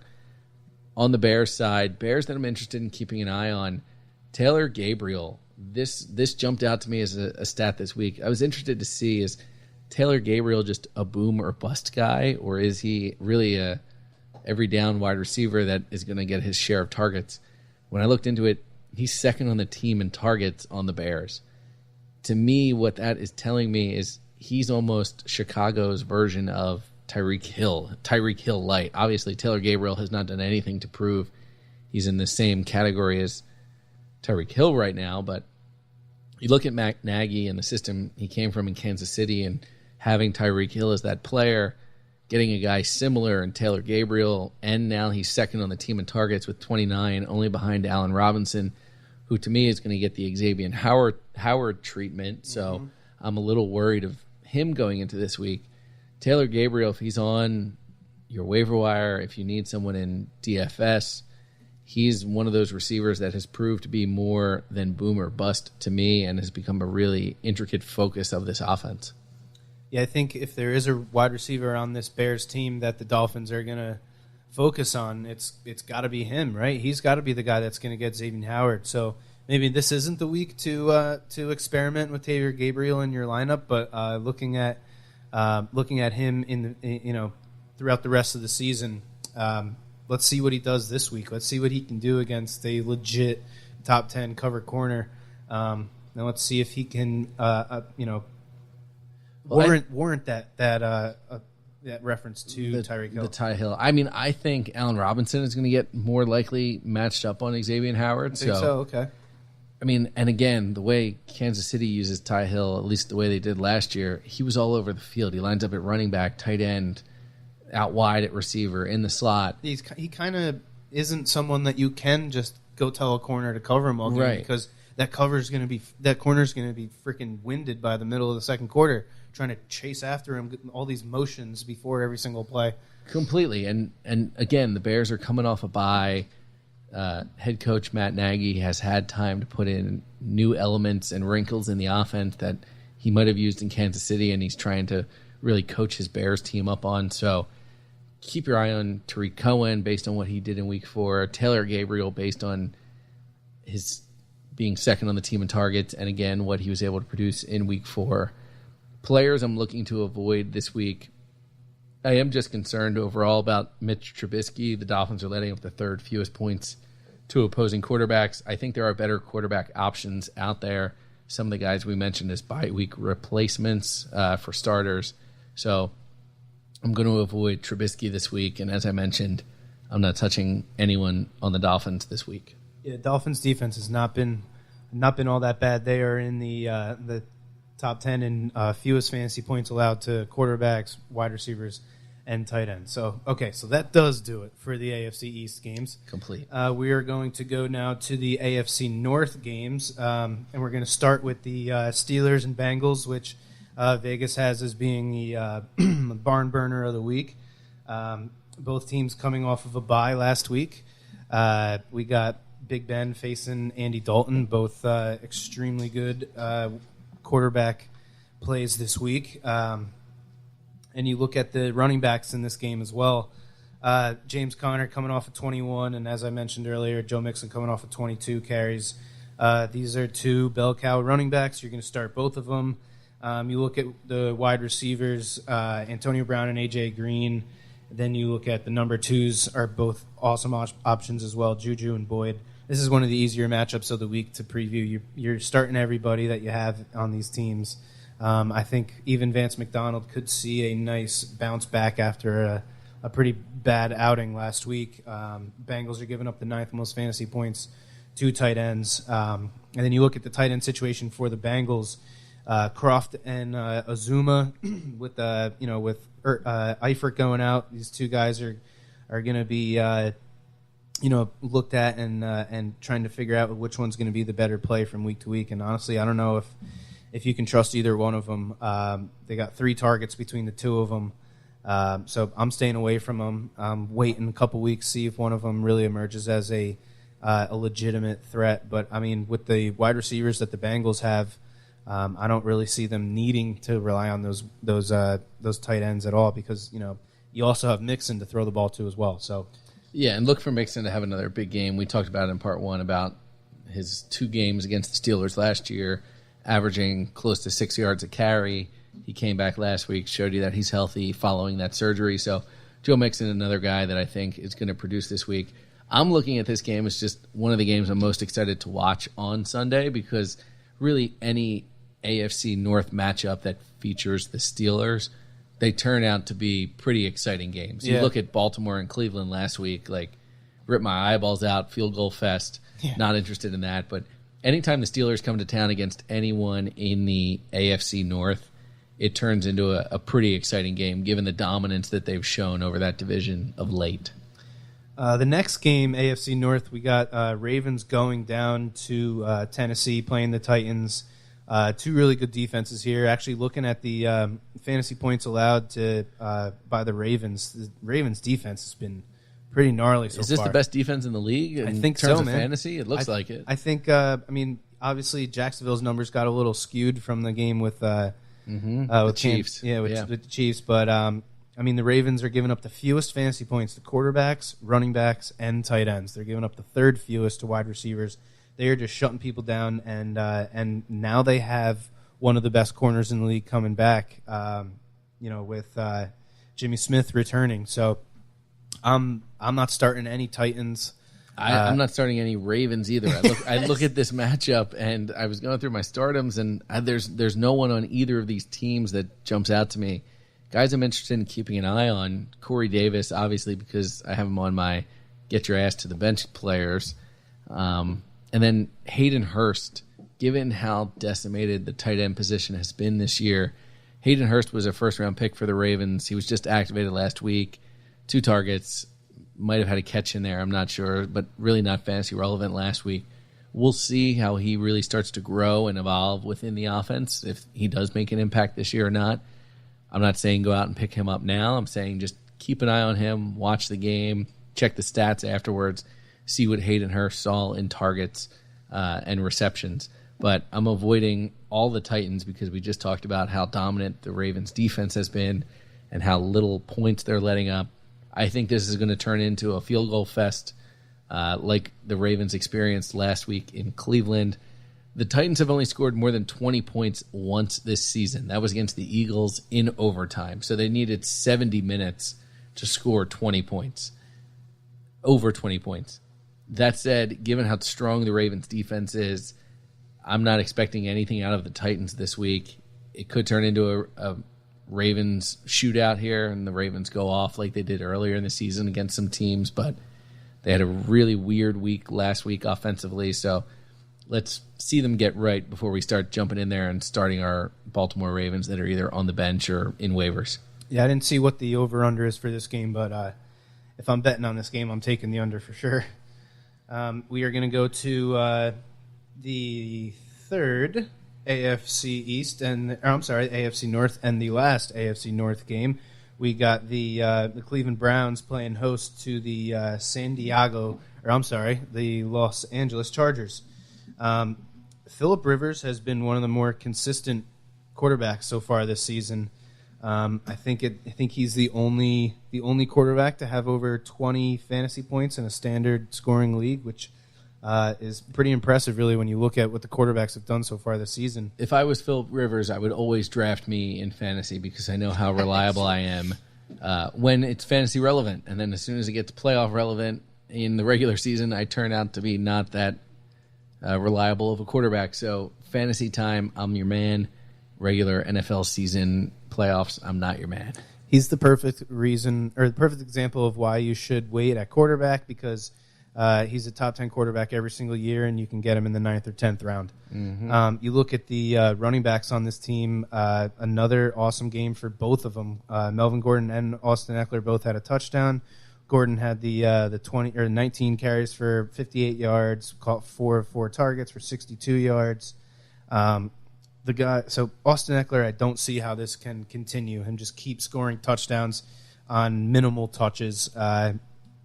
In a full point PPR, he's definitely the format that he's most valuable in. But I mean, just the 6 carries and the 3 targets, I don't know how he can continue this. So he's definitely an awesome stash on your bench, especially if you're the Melvin Gordon owner. I think he's great to have as a backup if Gordon goes down. But don't be fooled by Eckler's huge touchdown numbers. I don't see how it can continue. But you look at the receivers. Keenan Allen he's kind of been disappointing, man. He's had, he only had a touchdown in the first game of the season and hasn't had one since.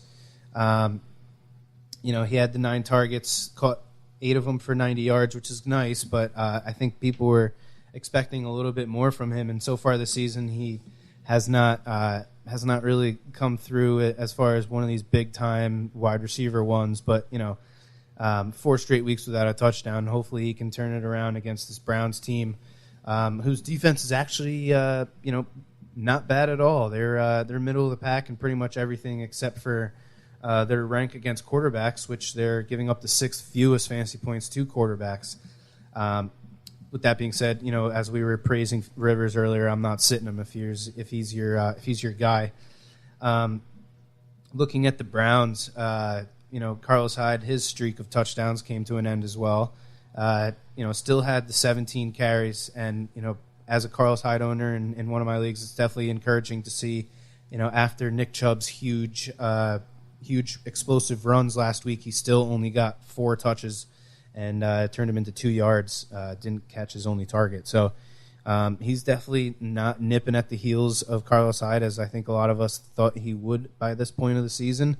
And even Duke Johnson. I mean, this guy is one of the premier pass catching running backs in the league, and yet he only got the 1 target last week. They re-signed him over the offseason, and it just seems like they're just not even bothering getting him involved. They must either just really like Hyde, or they're just this new offense with Baker Mayfield is just not really looking to throw the ball to running backs, which is kind of surprising.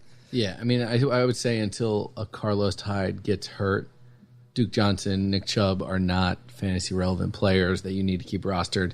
If you're rostering any of them just for depth's sake, I would make it Duke Johnson, because he does have that extra added benefit of being a pass catcher. But again, you should be in a PPR league if you're going to be keeping Duke Johnson on your bench. Yeah, and I mean, last week Duke Johnson even had 2 more carries than Nick Chubb did. So, I mean, I think Duke Johnson is clearly the second best running back on this team. It's interesting of note with the Cleveland Browns. This is not really fantasy related, but just curious NFL stat related. 5 different games this season so far for the Browns. They've had 5 different outcomes in all of those games. They had a tie in overtime. They lost in regulation. They won in regulation. They lost in overtime. And they've also won in overtime. So the Cleveland Browns have done it every possible way they could this season. Week 6, we'll see what their first duplicate outcome will be. Maybe they'll win in a forfeit or something. It'll be interesting. Before this season, the Chargers were the last team that the Browns beat in November. Cold day in Cleveland, so that's not what this weekend's going to be. But I think the Chargers have something to prove going into Cleveland, knowing that before this season they were the last win these abysmal Cleveland Browns had against any NFL team. We mentioned it earlier in the daily fantasy section with David Njoku. 11 targets, looked awesome. Definitely has a chemistry with Baker Mayfield. Jarvis Landry, obviously you're going to play him. However, be a little leery. Maybe don't be expecting wide receiver 1 numbers, because he will probably have Casey Hayward following him around. And we saw what Casey Hayward did to Amari Cooper last week. Definitely shut him down pretty good. So I think that does it for AFC North, right? Yeah, we got all 4 of those teams. So why don't we go to the 4? We will head west. Yeah, let's head west to the NFC West. Although all 4 of them are on the road this week, right? Why don't we start with the Seahawks at the Raiders? I saw Chris Carson get 19 carries coming off of that hip injury that kept him out of the game 2 weeks ago, which is definitely encouraging for Chris Carson and Chris Carson owners. He was still able to eclipse the 100-yard mark with Davis still getting 12 carries himself. Unfortunately, Davis got the touchdown. Carson did not, but I think we're seeing the emergence of a run game here in Seattle. I don't know how many games has it been since we saw Russell Wilson have 0 rush attempts.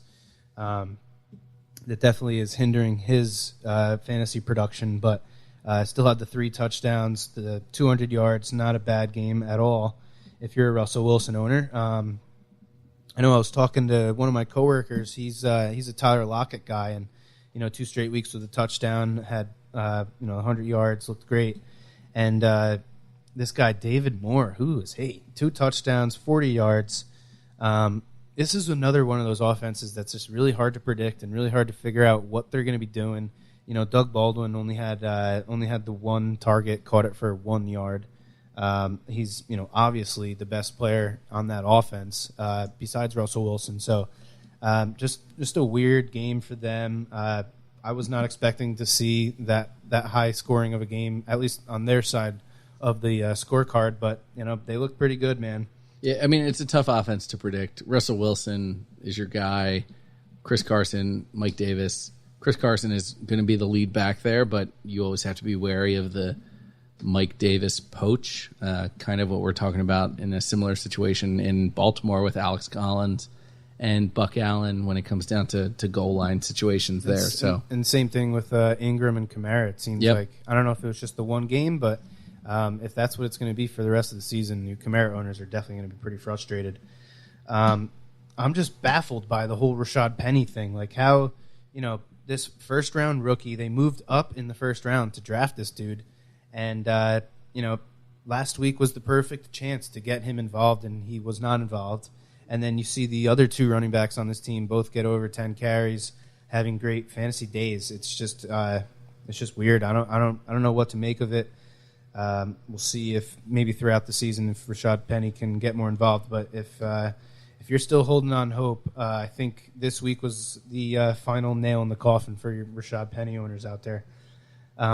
Looking to the Raiders side, talking about running backs that aren't getting enough touches. Jeez. Give the ball to the beast, man. Was it another goal line play that he didn't get the ball? Yes. What's going on? Another interception on the goal line. We saw Marshawn screaming into his helmet, which is, Odell, take notes. That's how you deal with frustration, not calling up your boy Wheezy and sitting there in a weird press conference. But roasting Eli. But is this a revenge game for Marshawn? Has he matched up against the Seahawks since?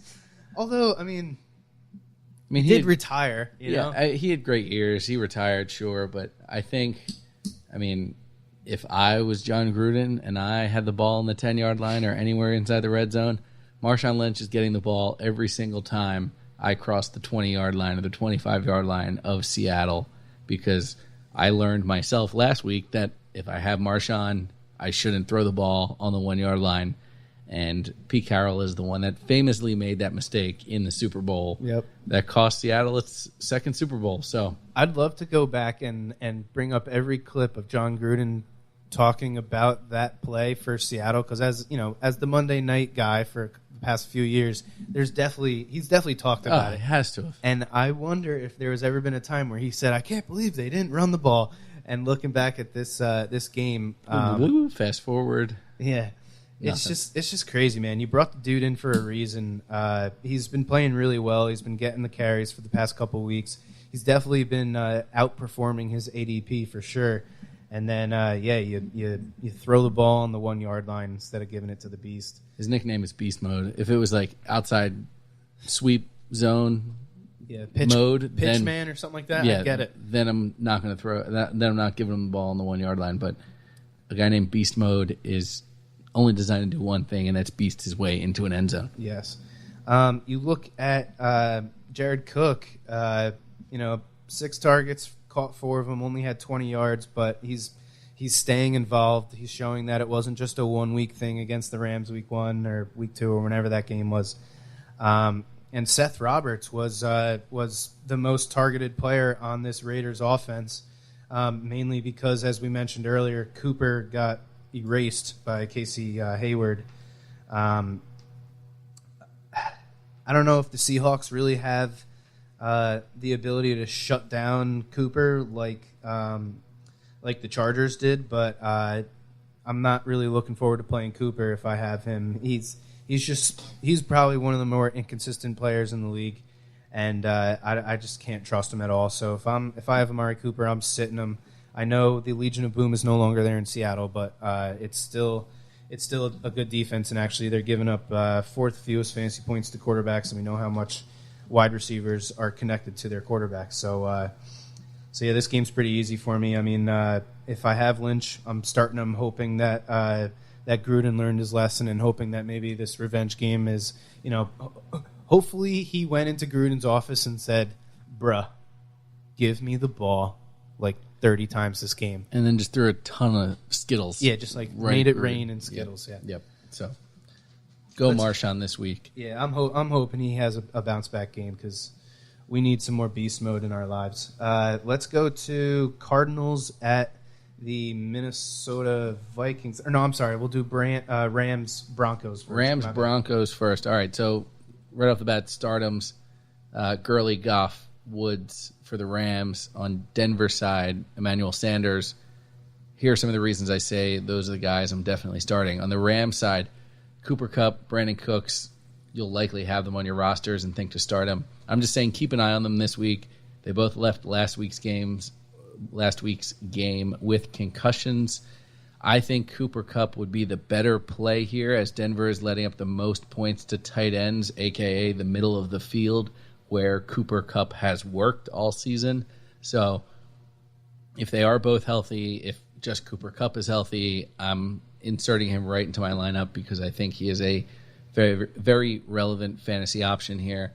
On the Broncos side of the ball, I'm keeping my eye on Case Keenum. If I do have him and need help quarterback-wise, or maybe I have Matt Stafford and need to replace Matt Stafford this week, you have to score points to keep up with the Rams. The way the teams score points quickly is by throwing the ball, so Case Keenum will need to be able to move the ball to keep up with the Rams, and I think given the weapons he has out wide and Emmanuel Sanders really just decoy Demaryius Thomas, and now Courtland Sutton, who I'm also keeping an eye on this week. Courtland Sutton is emerging, really trending up in targets, looking at Denver receivers. Especially red zone targets. Last 2 weeks, he's had 6 targets in each game, while Demaryius Thomas is trending down with 7 targets and then 6 targets last week. So Courtland Sutton, to me, I don't know if I'm picking him up and rostering him and starting him, but I think we're starting to see the emergence of a really exciting wideout that's having good chemistry with his quarterback and will be his quarterback for at least another season or two. So maybe towards the end of the season, Courtland Sutton is a guy you want to go out and pick up to replace an injury, or maybe Demaryius Thomas gets injured, and then you're definitely going to roster Sutton because he's going to be that number 2 guy guaranteed. But as for this game, I'm not necessarily going to go out of my way to pick him up. I'm just going to keep a good eye on him. Players to avoid, we talked about it on the Denver side of the ball. Emmanuel Sanders and Demaryius Thomas are really the only 2 guys that you should be starting. Case Keenum can be used as a bye-week replacement. They have to score points, so just because of that need, I would play them both. So I disagree, actually. I'm not playing Sanders. Oh, all right. I'm looking at Marcus Peters. I'm looking at their history in the AFC West. And I'm looking at, as we said, he's definitely the focal point of that offense. That's a good point. So I'm actually staying away from Sanders if I have him. The only thing that gives me confidence in Sanders is what Tyler Lockett was able to do last week against the Rams as kind of that speed guy. So, and he is the most targeted player on this Broncos team. So yep. It's a coin flip, I would really say, this week, looking at the Denver side of the ball. But on the Rams side, that is the most high-powered offense there is. They're scoring 34-plus a game, so they're going to score points. If you have anyone on that offense, get them in the game and use them. Just keep an eye on the injury report for Cooper Kupp and Brandon Cooks. Yeah, these defenses, the Broncos' defense is nothing like it was last week or in the past. They allowed, like I said earlier, against the Jets, 6 huge explosive plays. And the Rams allowed they allowed 5 explosive plays to the Seahawks. So these are 2 defenses that are giving up big plays both in the run and the pass game. So, like we said, if you have Emmanuel Sanders, it's a coin flip. If you have any of these Rams players, you're going to start them. You're going to start them every week. Doesn't matter who they're playing. They're all great. So let's look at Cardinals at Vikings. This is a weird one because you look at the Vikings, they're giving up their 6th most fantasy points to quarterbacks and tight ends, yet they're giving up the 9th fewest to running backs. And then you look at the Cardinals, they're giving up the most fantasy points to running backs, yet the 7th fewest to quarterbacks. So it's two teams that the Vikings are going to be looking to run the ball. the Cardinals are going to be looking to throw the ball. So it's kind of the battle of two different philosophies here. I think the Vikings will prevail, though. I'm hoping that we see Dalvin Cook back on the field, but I'm not counting on it. With the Cardinals giving up the most fantasy points to running backs, hopefully this is the week that Dalvin Cook can come back and show us why we were all drafting him in the second round. Excuse me. Latavius Murray, he got 11 carries last week, only really had 42 yards, nothing special. And then you look at the receivers, obviously you're going to play both of them on the Vikings. You're going to play them both every week.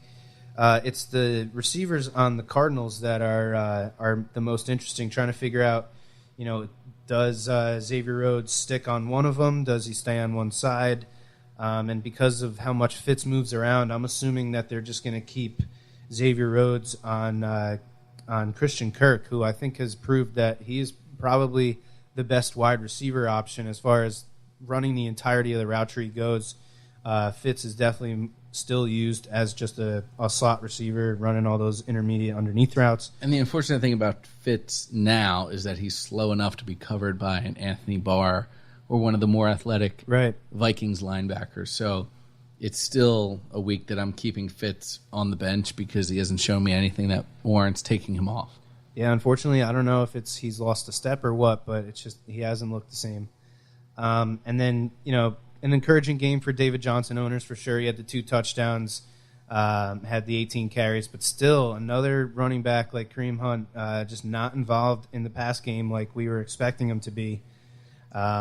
Hopefully that changes this week because those David Johnson owners have definitely been pretty frustrated dealing with his lack of production in the pass game.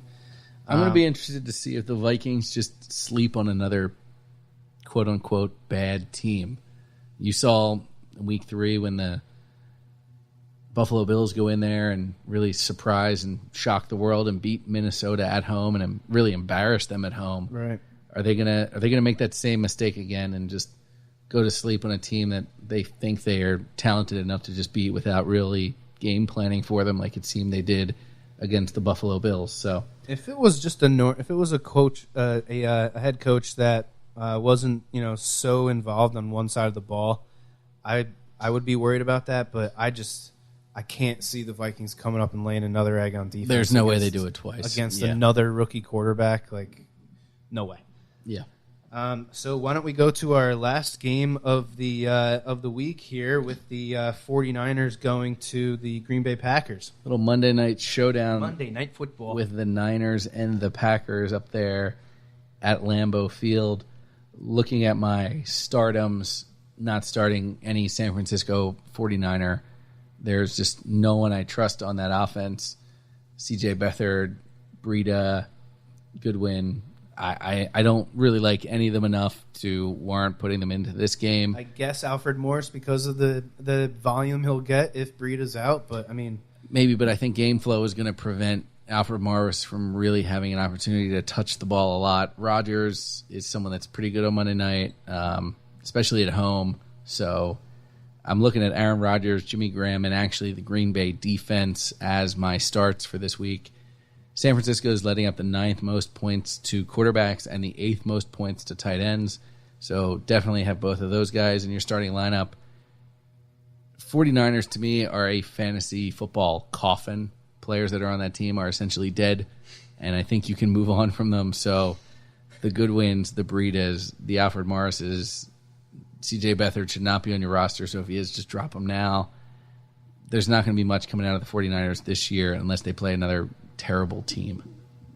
Looking at the Packers that I'm interested in, we've talked about the defense. They bullied a bad Buffalo offense in Week 4. I think they had the opportunity to do the same thing in this game, especially in primetime. On the wide receiver side, Devontae Adams will likely draw Richard Sherman in coverage. He'll still see his target share as he had 12 last week, but again, just keep an eye out there because Richard Sherman is a formidable cornerback matchup in the league. But Devontae Adams is really good, and Rodgers likes to get him the ball no matter what. Lastly, I'll say keep an eye on the Packers running backs. if you have any combination of Aaron Jones or Jamal Williams, they might have some opportunities this week against San Francisco, who is letting up the 9th most points to opposing running backs. Green Bay should be ahead in this game, so if they're looking to salt the game away without putting Aaron Rodgers and that knee at risk and throwing the ball, Jamal Williams or Aaron Jones could see a lot of touches in the running game. Yeah, I'm hoping next week we are doing a cheers to you, Aaron Jones segment, and not a get your ass on the bench, because this might be the last week for him. If they can't go out and produce against a top 10 defense in fantasy points allowed to running backs. Yeah, it's a good matchup for him, so we'll see. We'll see where he ends up next week, whether there's a beer in his hand or he's sitting on the bench looking at everyone else enjoying some beers. So again, you're avoiding the 49ers bag of sadness when it comes to fantasy players and expecting the Green Bay Packers to take care of business at home. Keep an eye on that injury report. Marquez Valdez-Scantling was someone that had a big week last week and was third on the team in targets. If Geronimo Allison is out again this week, I would say move Scantling up into your starting lineup if you need some wide receiver help. But Allison is really the player he's replacing, so if Allison starts, I'm a little bit more wary of playing MVS again. So you'll start him if Allison's out, but if Allison plays and Cobb is out, you're not going to start him. Correct. Okay. Yep, because I'm expecting Allison to slot back in there as that number 3 guy. Cool. All right, and that does it for the Week 6 preview of the Dudes and Beer Fantasy Football Podcast. Thanks, everybody, for tuning in. I hope this new format works out for you guys. And, so enjoy this slate of Week 6 games. We got some awesome ones for us. And may the fantasy gods be cruel to your opponents. Let's go, Jets.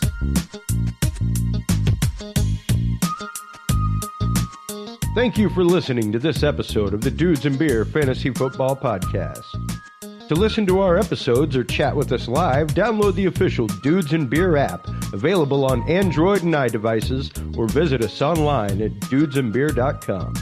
You can also find all of our episodes on Breach.tv, iHeartRadio, Spreaker, SoundCloud, or your favorite podcast service.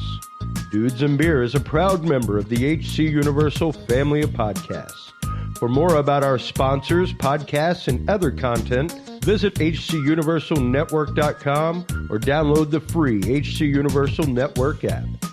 Thanks for listening, everybody. And until next time, drink responsibly.